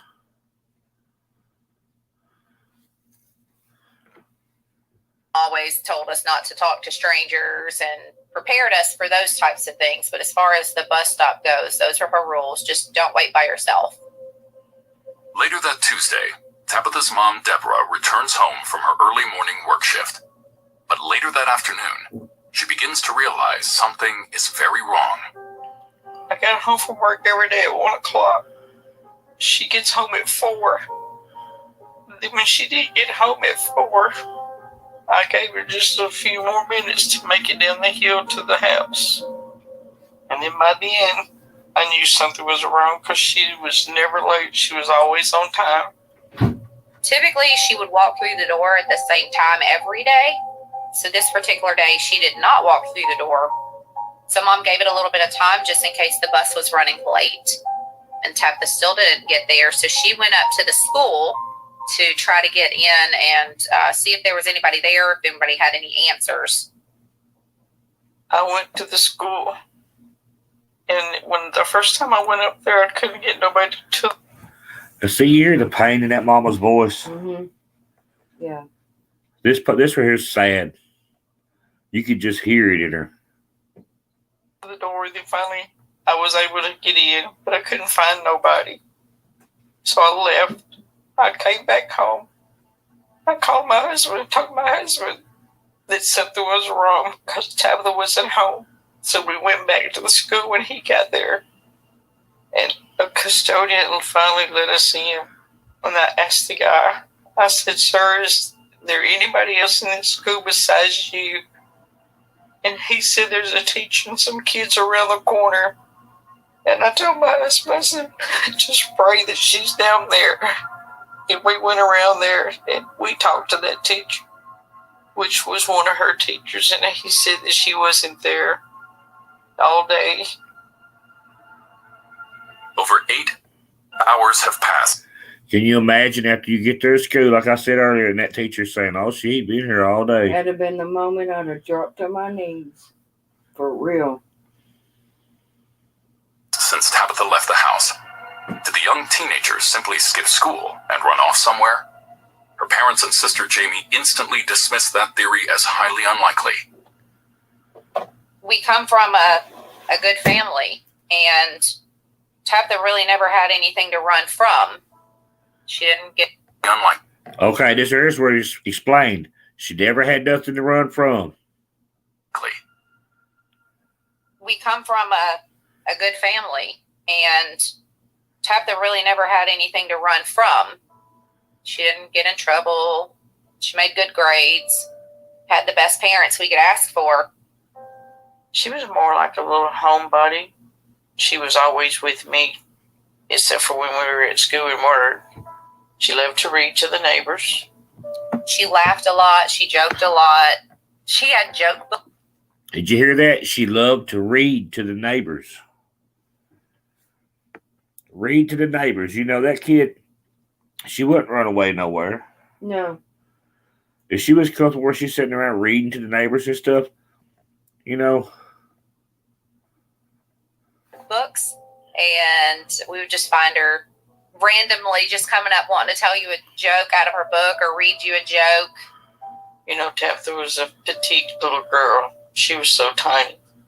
She was probably 4'9". She only weighed like 100 pounds, 90 to 100 pounds. She had pretty blue eyes. She was a beautiful girl. But me and her were so close. My parents held up the best that they could. That was their baby. And just me being a mom, you know, if I lose my kids for 5 minutes, I'm freaking out. And they didn't sleep. They didn't eat. They basically just held on to each other and comforted each other. I think somebody just picked her up at the bus stop and just took her. They had 8 hours. Oh, Lord. You messed it up. I was trying to pause it. Hang on, y'all. I got to figure it out again. Oh, Lord. Hours to get away before I ever knew she was gone. And you know, I blamed the school for not calling me, letting me know that she wasn't in school. You know, I would too. I would blame the school on that, because every time that your kids miss school, any other time if they're sick, they're calling, wanting to know where they're at, and they're wanting to, these days, wanting to find you and stuff for you kids not being there. Mm-hmm. And now they didn't tell her that her kid didn't come to school. Nowadays, if they miss a half a day, they're calling you if they're not there in the morning. And if a kid missed so many days in a year, the parents can either get fined or spend time in jail here without proper excuses. Before the pandemic hit, that's what it was. Mm-hmm. Yeah. I don't know why they didn't call.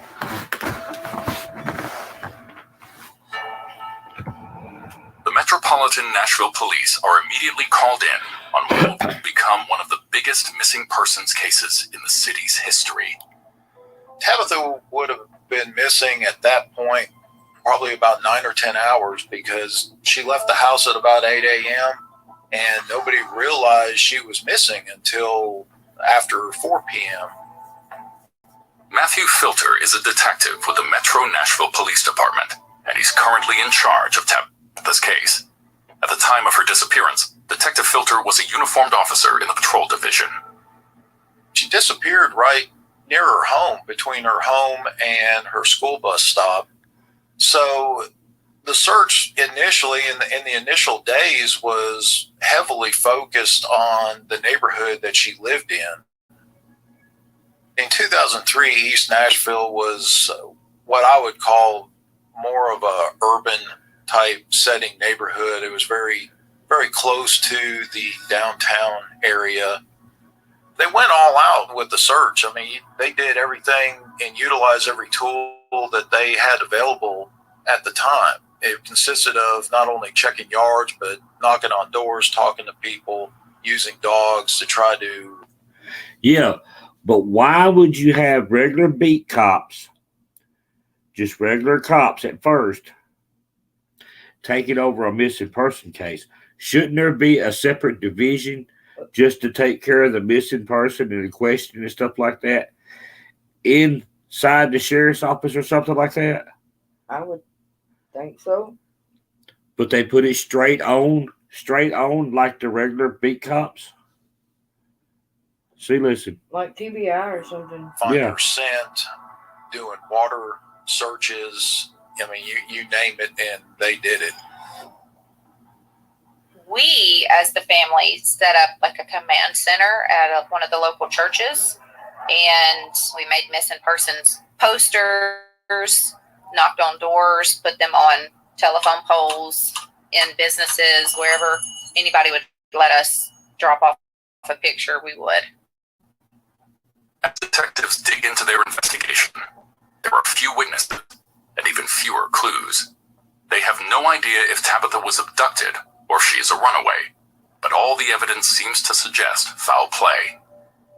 Yeah, when they searched her room, they didn't really find anything remarkable. They didn't find.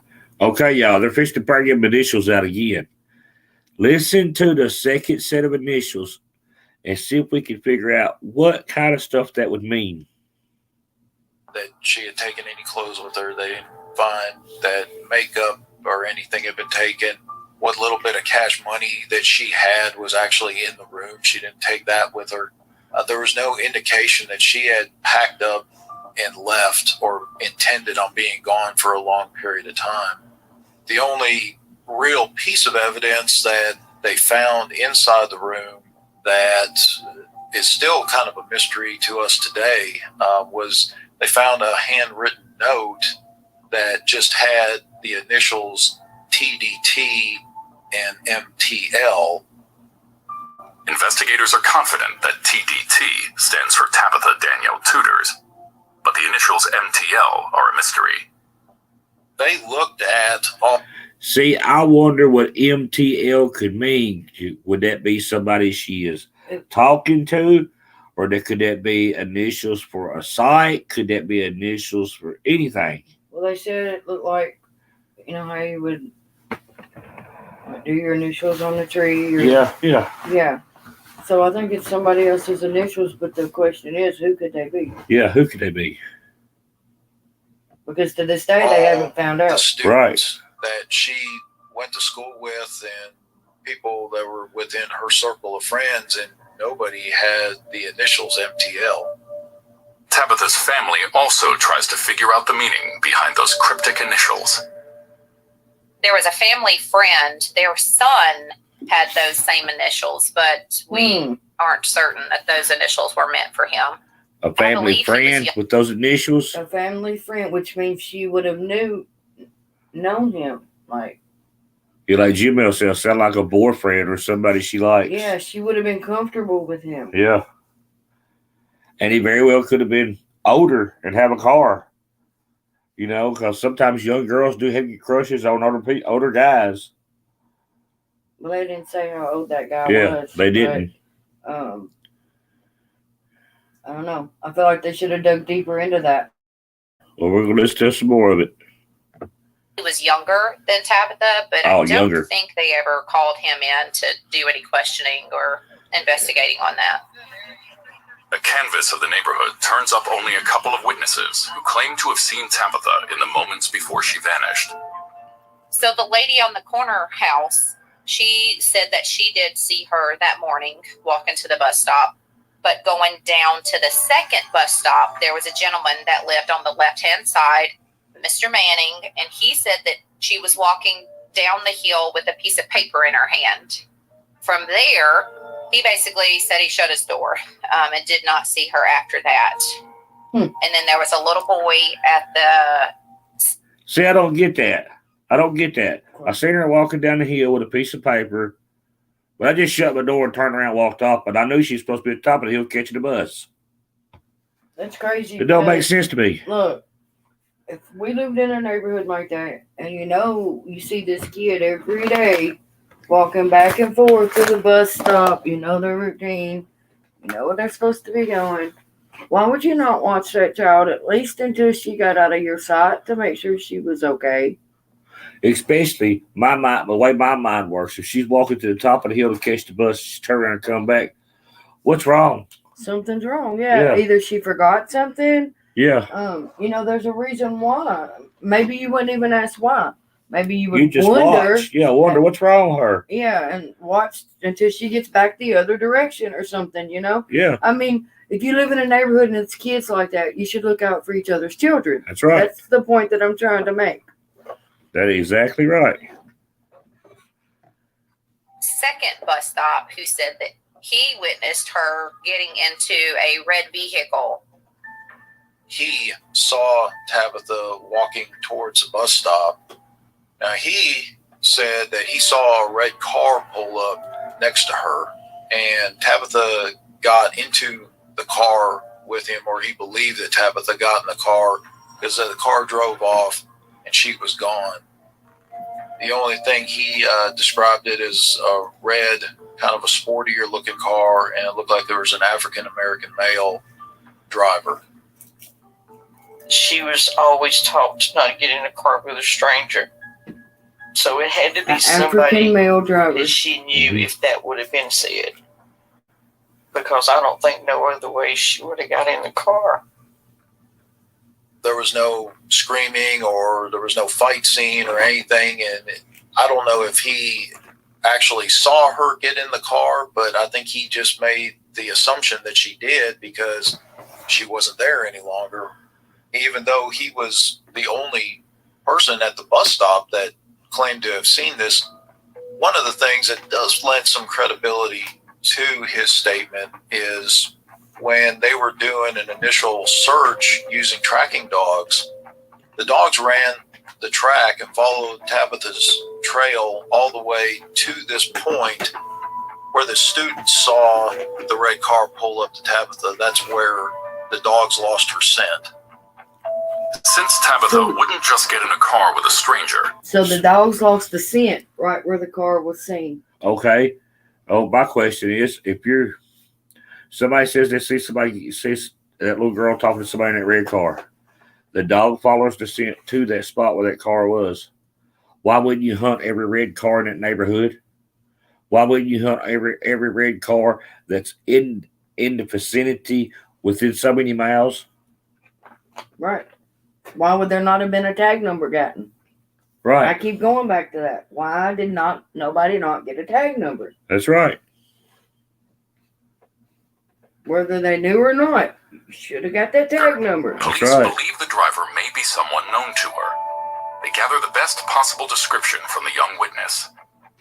Red car, black male with a ball cap on. Is the way that he described it. I remember they said earlier It's he not was the most 30 to 40 detailed years old. description. Yeah. But it's enough to quickly identify a potential suspect. Someone who's intimately connected to Tabitha's sister, Jamie. There was a ex-boyfriend of mine that he was a black male who wore ball caps. So he was looked into by the detectives. I believe he did drive a red car at that time. And of course, he was an African-American male. You would almost think that if Tabitha did get into this car voluntarily, it certainly would have been with someone she knew. But I know that Jamie's boyfriend at the time denied having any involvement in it, and there was no way to. Jamie's boyfriend, her sister's boyfriend. Would he have been 30 to 40 years old? At the time? That's probably why they did. That's the question. Would that man, would he have been 30 to 40 years old? Because they said in the other one we just watched that he was 30 to 40 years old. Right. So is this two different people we're talking about? Or was her boyfriend at the time 30 to 40 years old? I highly doubt it. Yeah. So it's got to be two separate guys here. Yeah. It has to be. That's right. Two It has separate to be people. one close to Jamie's age. Then it's got to be this 30 to 40-year-old. Right. So why did they just question her boyfriend instead of looking and not looking for this other one? That's right. See, they just botched this whole case, seems like to me.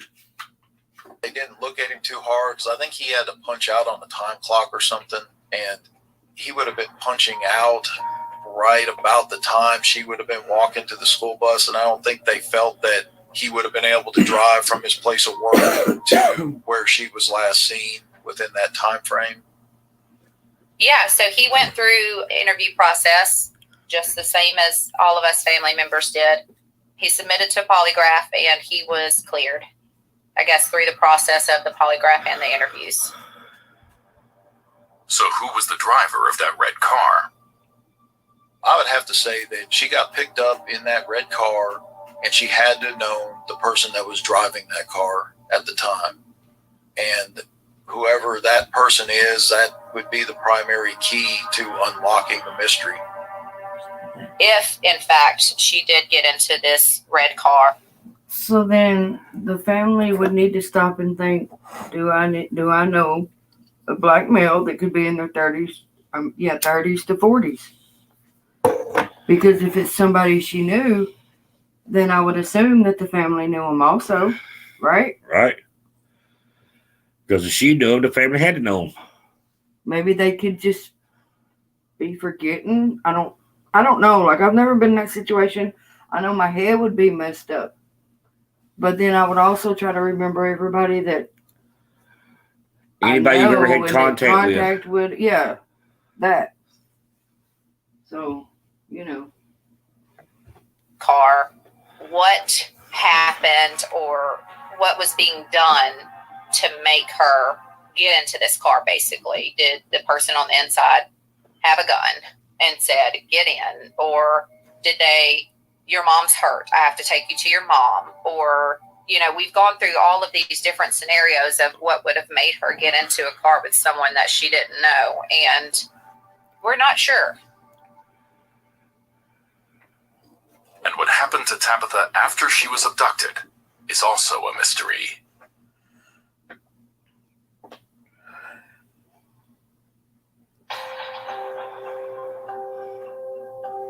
The search for the missing teenager continues for weeks, then months, then years. Because of the high-profile nature of the case, countless leads and sightings pour into the police department, and each one has to be thoroughly investigated. Evening, there may be a new twist in Nashville's most high-profile missing persons case. In Channel 5's Jason Lamb joins us now with this new development. Jason, this is big news. What's this tip? Well, Shannon, it's that Tabitha may have been spotted more than 700 miles away in the town of Fremont, Nebraska. Wow. Fremont, Nebraska. May have been spotted. Yeah, may have been spotted. But, we found out with the Summer case that anything's people possible. Call in and they just say that they've seen these children. And yeah, they probably favor the child that's missing. You know what I mean? Like there were sightings of Summer in other states and stuff. Like, I'm just going to stop because... Yeah, they just call in things they just think. They're not sure. Yeah, like they just call in and say, I seen this child. And I get it. If they look alike, it definitely needs to be looked into. But you have those out there that call in and say things like that to mess up the case. That's right. Okay, nowadays it's just not that they're calling, it's online. There's, that's where it's progress to.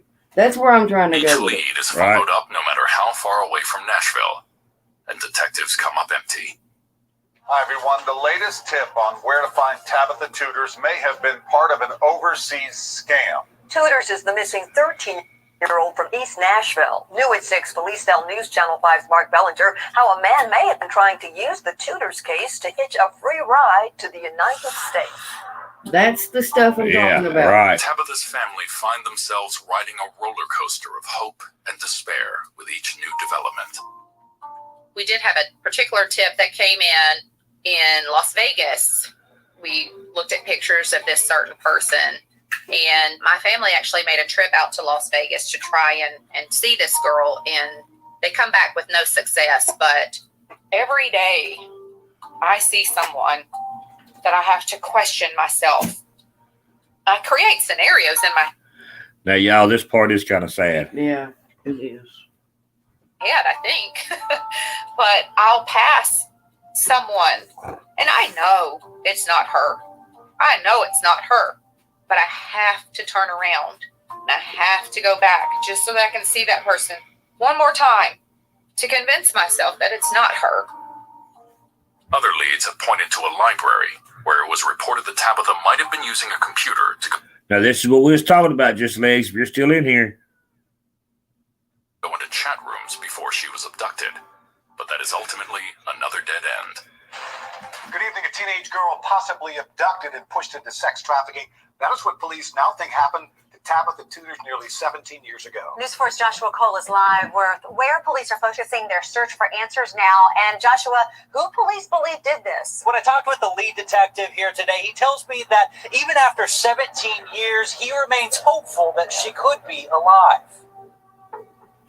In 2020, Metro Police act on a new tip that That's right. That's right, Just Legs. That's what I'm saying.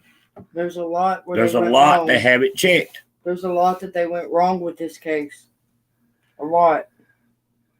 Seems like they just didn't turn over no rocks. They didn't put forth a whole lot of effort, is what it is. Yeah.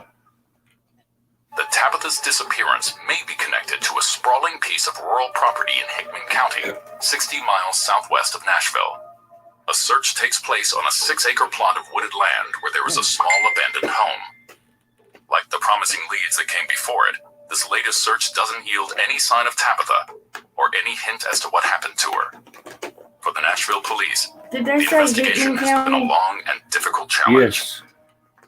They said Hickman County, right? Yes. You know that there is a, I call it a boneyard, but there is a property up there. I think it's about an That's where they acre take all the big. old cows. Yeah, where they take the old Dead cows and yeah, stuff. we call it the boneyard. It'd be very easy to put somebody in there because they would mix with the But cows. see, this part of Hickman County is in Bon Aqua, and that's where all the timeshares is at. So how far is that from the boneyard, though? Do you know? An hour and a half, Okay, that's all right. at least an hour. I was just thinking about that because you Yeah. know, like that's been done. I mean, there wasn't but a year ago they found that woman up there in the boneyard. Yeah, And she had been missing for 6 or 7 6 or years. 7 years, maybe Yeah. 8. Yeah. But this is in Bon Aqua. So when I heard that, I thought about the boneyard. Yeah. But this is in Bon Aqua. In Bon Aqua, they got a lot of timeshares, a lot of rural places, nothing up there. Yeah. I would say there's probably been at least 6 or 7 detectives that have been specifically assigned the case as the lead investigator over the last 19 years. Unfortunately, in 2003, the technology that we got today just wasn't around. So we're very, very limited as to what we were really able to do back then, and even with. But couldn't they still go back in 2003 and backtrack the chats and stuff on the internet? I don't know how many years that goes back. That may be something we need to check into, but I'm not sure how many years they can go back on that. Like I don't know. They would need the computer or something, I would think. It seems like they can still go back to this day and go back and find it. I don't know. Like I said, I don't know. I don't know. Then how are they finding these people for 30, 40, 50 years ago and pulling up and taking them to jail? For murders from 40, 50 years ago, they're finding out today from evidence. Why couldn't they do it with the computers? I get that, but like I don't want to speak on that because like I don't know anything about that. So, and I don't want to put anything false out there. Yeah. All right. Here we go. The lack of evidence and stuff, just because of the nature of the case today, there really isn't a whole lot that technology is going to help us with in this investigation. When I initially got the case assigned, like I do with any cold case that I get, first thing I do is I start reviewing over the case file, what investigative efforts have been done, what kind of leads had been followed, what kind of leads are still lingering out there that hadn't been resolved yet. In a case like this, especially, you don't have a crime scene to work with. You've got a 13-year-old girl that basically walked down the street from her house and just vanished. And That's right, just like someone could have been off on the age of the driver. Oh, that's Some a possibility. people's not a good judge of age. He could have been. He could have been in his 17 or 20s. 18 or 20 or something Well, like yeah, that. like he could have really been any age, honestly. Because, I've seen 16, 17-year-olds that look like they're 30, 40 Yeah. years old these days. I went to school. When I went to school with a guy in high school, and I would have been in 9th or 10th grade, he already had a full beard. He was going to buy us beer because he looked 21. They didn't guard him.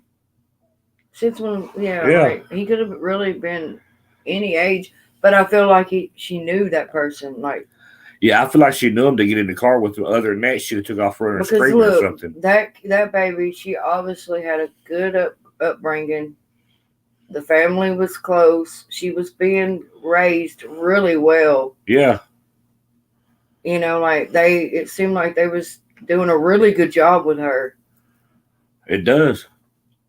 It didn't seem like anything out, like I said, there was no abuse, no violence in the household. It didn't seem like nothing that would make her want to run away, leave, anything. She wanted to be at home. Yep. But that's what we can say right now. We're just now starting to dig. I know, but right now that's what I'm feeling like. And me too. She knew the person. She knew him well. All right. Here we go, y'all. There's not much longer left, y'all. There's just no one to go talk to about it. There's nobody that really saw anything, that seems to know anything. There's no physical evidence. It's just a total lack of evidence in the case that makes it really difficult to know what direction to go. Tabitha's disappearance has had a profound effect on her sister Jamie and how she's decided to raise her own children.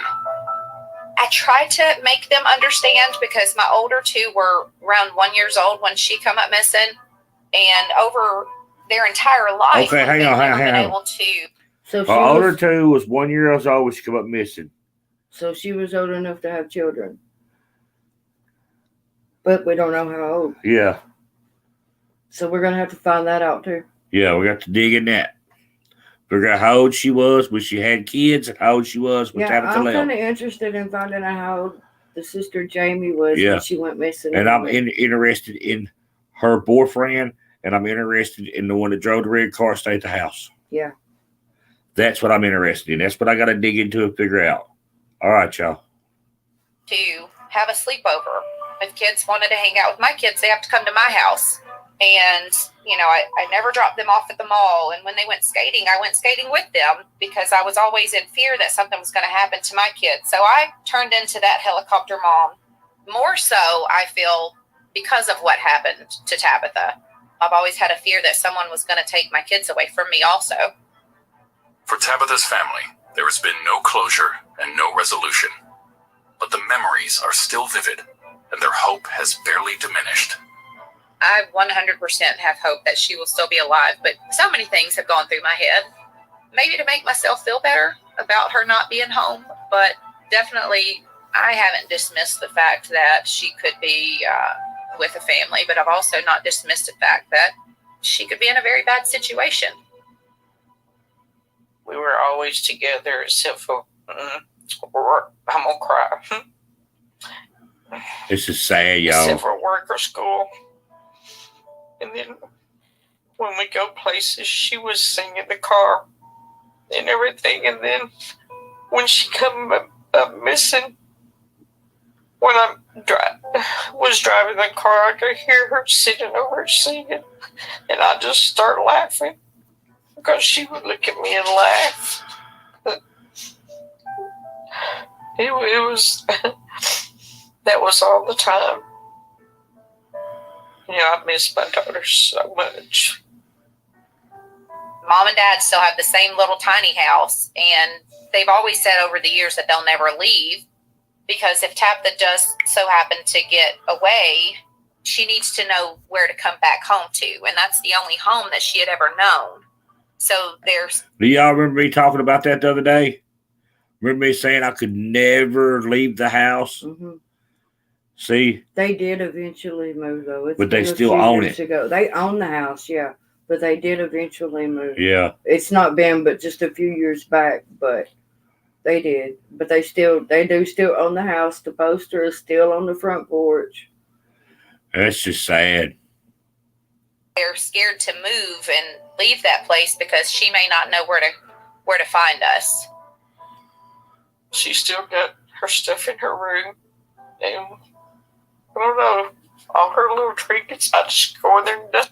Now, y'all remember me talking about that when I went and moved that stuff to her, Mama? That she still had all the rooms set up and all that. Everything was just the way she left it that morning. Dust them off and let them make up. But I know sometimes at the beginning when she was missing, I would go in her room and sleep sometimes so I could feel like I was close to her. God, it was it's hard sad. in the beginning. I couldn't sleep, couldn't eat. I felt, I guess, guilty because I didn't eat because I felt like she wasn't eating, so why should I? It was a lot of things going through me at the beginning.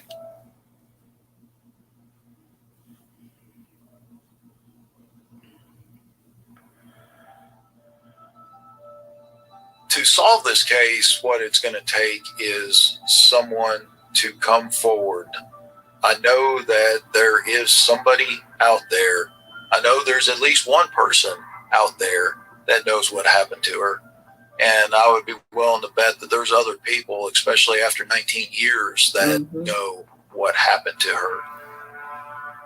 The FBI is... This is sad, y'all.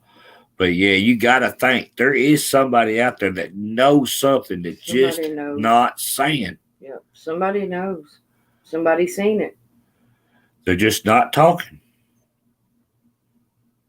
Is offering a $50,000 reward for information leading to the recovery of Tabitha Tuders and the prosecution of the person or persons responsible for her disappearance. Today, Tabitha would be in her early 30s. She had blonde hair and blue eyes, and at the time she went missing, she was 5'1" and 100 pounds. She also has a birthmark on her stomach and a scar on her finger. Both of her ears are pierced. Ever since Tabitha disappeared, nearly 2 decades ago, Tabitha's family has hung a missing poster for Tabitha on their front porch.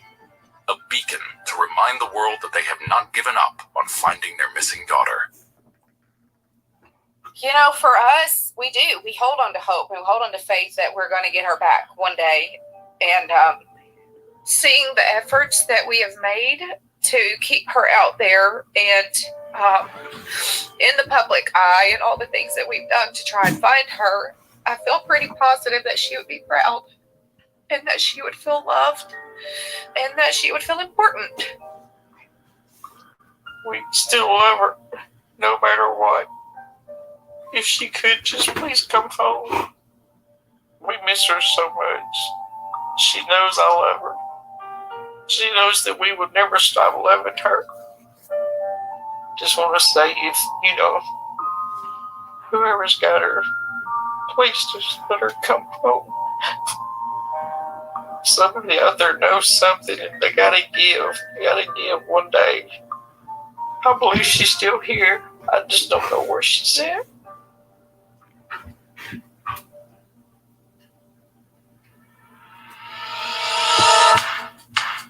If you have any information about the disappearance of Tabitha Tuders, anonymous tips can be made to Nashville Crime Stoppers at 615-74-CRIME or call the Metro Nashville Cold Case Unit.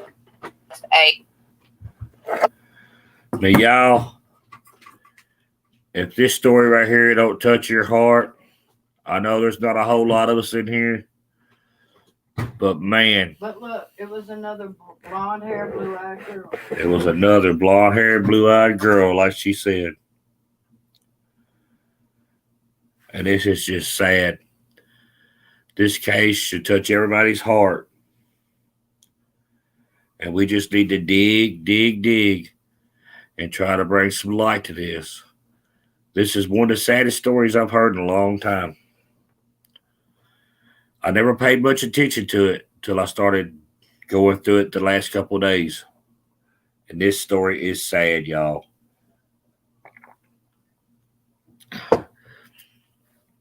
Anybody have anything they heard they want to say anything about? Any questions or anything?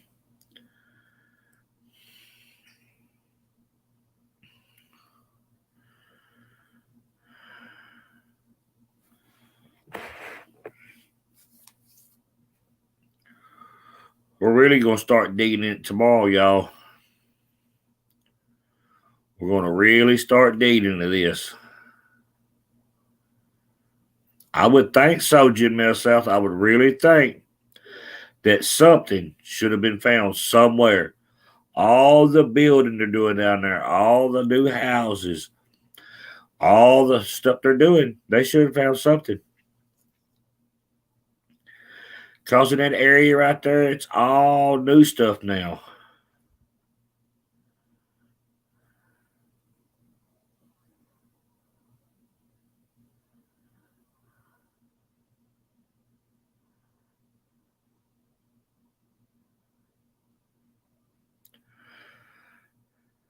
That's right, Jimmy. There's a red truck up there, and it's a red car down there.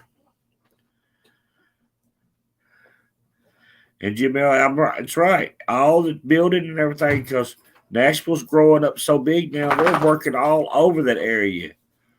They're building new houses and new stuff everywhere over there. I'll tell you what I'm going to try to do.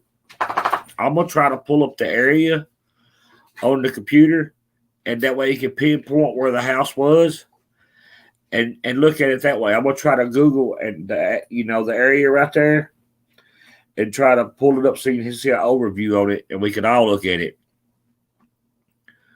But yeah, this just don't make sense. A lot of it ain't adding up.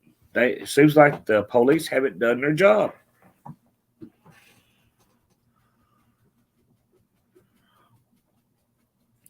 Something should have been found somewhere. Yeah, if we could pull it up, be able to share the screen, we'd try to pull up the area of the houses, the overview. Yeah, I can do that. And show where it's at. And so, that way they can just see and get a feel of it or whatever. Get a feel of the area. But it's huge. It's a huge neighborhood. It's huge down there. It's right there close to downtown Nashville, down there close to the ball field, down there close to Nissan Stadium.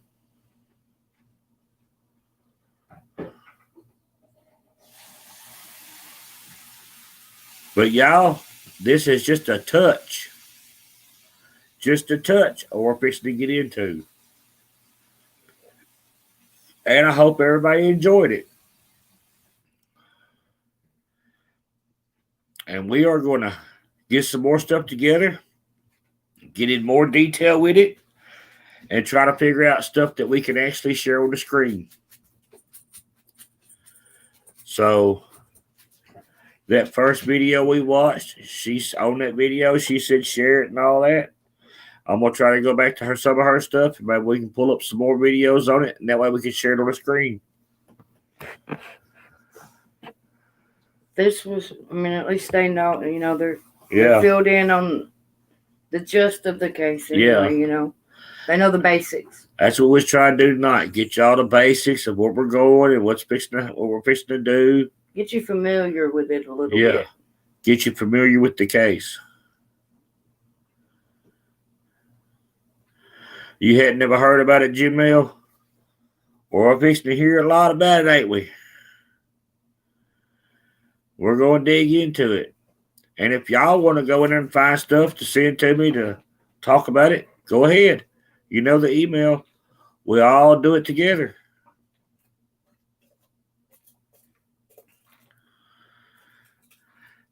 And I appreciate y'all coming out tonight and hanging out with us and doing this. Maybe tomorrow night we'll have a bigger crowd. If anything, we can at least get her name out there some more. Because, it's been 19 years. Yep. And that video was 4 years ago. So, if anything, we can at least get her name out there again, Yep. Try to do something for these babies. Because that's a long time. It's a long time. All right, y'all. I guess we're going to get out of here. We've been on here almost 3 hours again. Thanks for hanging out with us, y'all. Yep. Thanks for coming out, hanging out with us. And we'll see y'all tomorrow. Tomorrow morning, I'll do a regular live in the morning. And then tomorrow night, we'll get to working on Tabitha Tuders again. Hopefully a little earlier, though. Yeah, we're going to try to get a whole lot earlier tomorrow. We'll have to see how tomorrow goes. Yep, Snowflake, it is sad. Like I said, if once y'all heard this case and heard parts of it, this case right here will touch your heart. Yeah.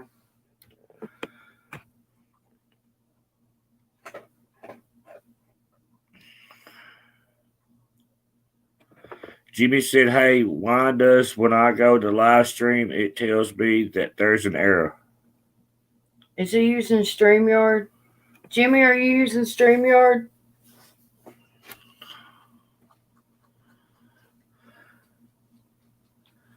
When I click on to make a live screen to tell me I got an error.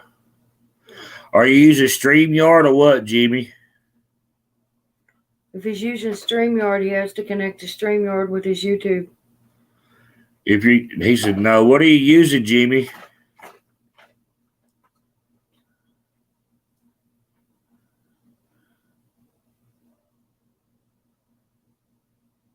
Who's running away, Mama T?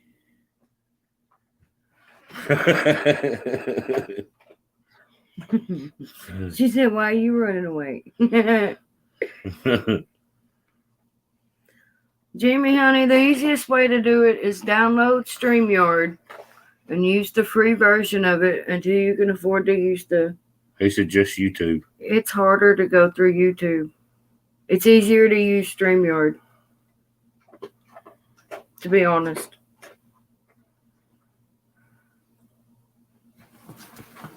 Or it's harder for me to use YouTube. What do you mean, Mama T? I thought you was in the bed. She said, LOL. He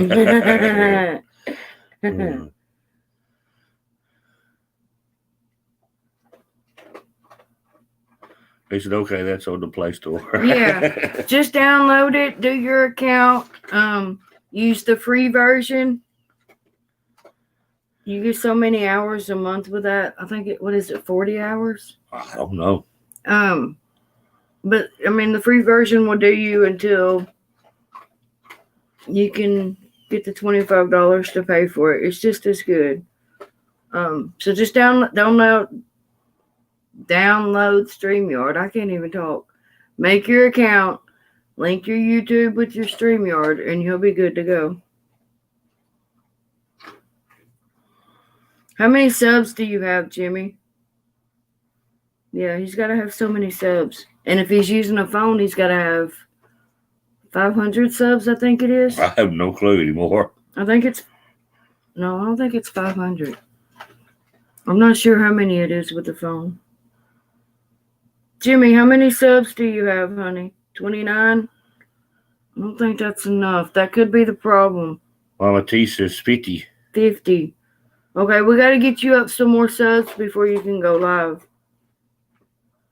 We're going to start getting your channel out there for you. Yep, then you have to go in there shirtless, Jimmy. Then you'll get more subs when you take off your shirt and dance for everybody. So we need to get Luna's subs up, Hummingbird subs up, Jimmy subs up. Sarah Smiles. Sarah Smiles needs subs.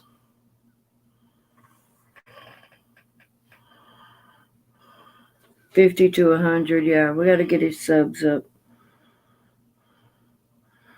Well, y'all, I guess I'll fix to get out of here, get ready to get me some sleep. No, I don't. I might be able to find that out real quick. Hold on. We're going to have to find out. We're going to see if we can find out real quick. Because I've been wanting to know that too, and I just haven't done it. Mama T says he has 41 subs. He needs 9 more. We'll see if we can't work on that in the morning, Jimmy. Get you some more subs. Yeah, Jimmy, we got to pimp you out for some subs.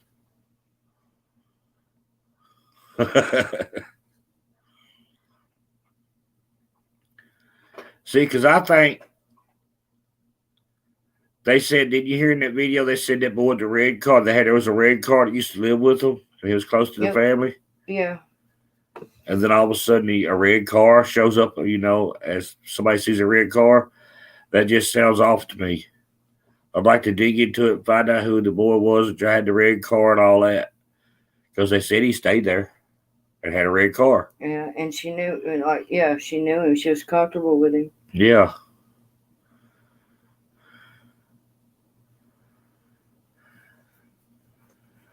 Yeah, Janelle, that does make you go, don't it? Okay, so Jamie was older by 8 years. By 8 years, she was 13. She was 21. 21 years old. And she had 21, depending on when her birthday was. And she had 2 kids almost about a year old, right? Or Yeah. 1 kid, 1 or 2. She had 2, but I believe one of them was almost a year old. She said that was about around a year old when she went missing. Right. So now we know how old the sister was. She would have been 20 or 21, depending on when her birthday was. And Tabitha was 13. So that means that there were kids in the 20s around her. Yeah. Because if her daughter was hanging out, her daughter's husband or boyfriend, whatever, had friends that come around. Mm-hmm. Yeah.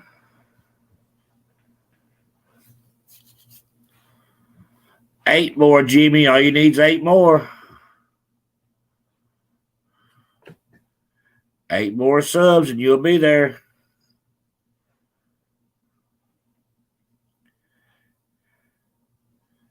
Put on some shorts, Jimmy, and walk on the corner. All right, we're going to start promoting his channel in the morning, I guess. Yeah. Get him some subs. Get him subbed up so he can go live. I need to make myself a note of that so I don't forget. Let me find my paper. But it just don't make a lot. I don't understand how they're not investigating the people. Well, what gets me is most of the girls that come up missing have blonde hair and blue eyes. Mm-hmm. And look how many years it's been that way. Yeah. Now it makes me want to know the reason why. It makes me want to dig deep into some stuff. Like really deep. What is it with the blonde hair and blue eyes? I don't know. I don't understand it. It makes me want to dig deep, though. Like, I want to know why. What's the reason? What are the criminals thinking? Like, I want to know it all. Because my girls are blonde hair and blue eyes. Yeah. And they were blonde hair and blue eyes when they were little. Yep. Good night, Snowflake. Thanks for hanging out.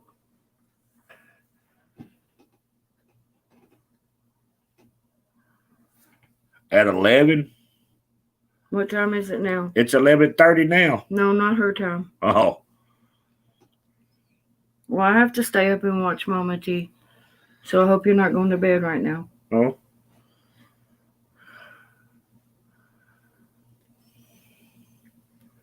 How long do we have?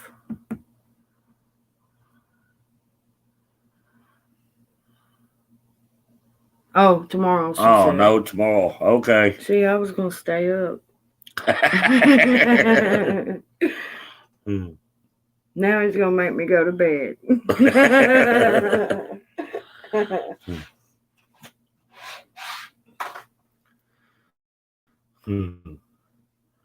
But yeah, y'all, I guess we're going to get out of here and get some more stuff together and see what we can come up with. I got a lot to work on because now I have a lot of questions. Yeah, if y'all got any questions, just, let us know. We'll try to figure out how to look them up and figure out what to do with them. Just let us know, thank you for coming. I appreciate everybody that comes here. Y'all are my family. Yes, we love you all. We really do. That's right. But look.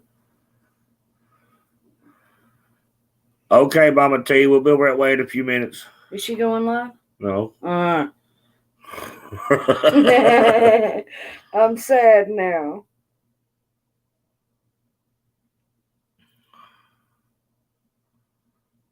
See, I'm watching Mama T even when she thinks I'm not. I'm there watching her. I'm the quiet one that sits back and watches the chat and puts in stuff when I need to. Jen Mill South, we love you too. Y'all are all our family. I'm so glad y'all come in and hang out with me. Like I said, maybe tomorrow we'll have a bigger crowd over here on this. Y'all, just remember, get some good sleep. and stay safe out here in this crazy, crazy world. We love you all. We love y'all. Thanks Good night. for hanging out. Good night. Everybody sleep good. And we'll see y'all in the morning. I'm going to come live when I get up. It'll probably be around 10 o'clock or so. But I'll be live to see y'all in the morning. We love y'all. And stay safe out there in this crazy, crazy world. Jen Mill South, y'all take care also, baby. Yep. Y'all have a good night. We'll see y'all later. Bye. Good night.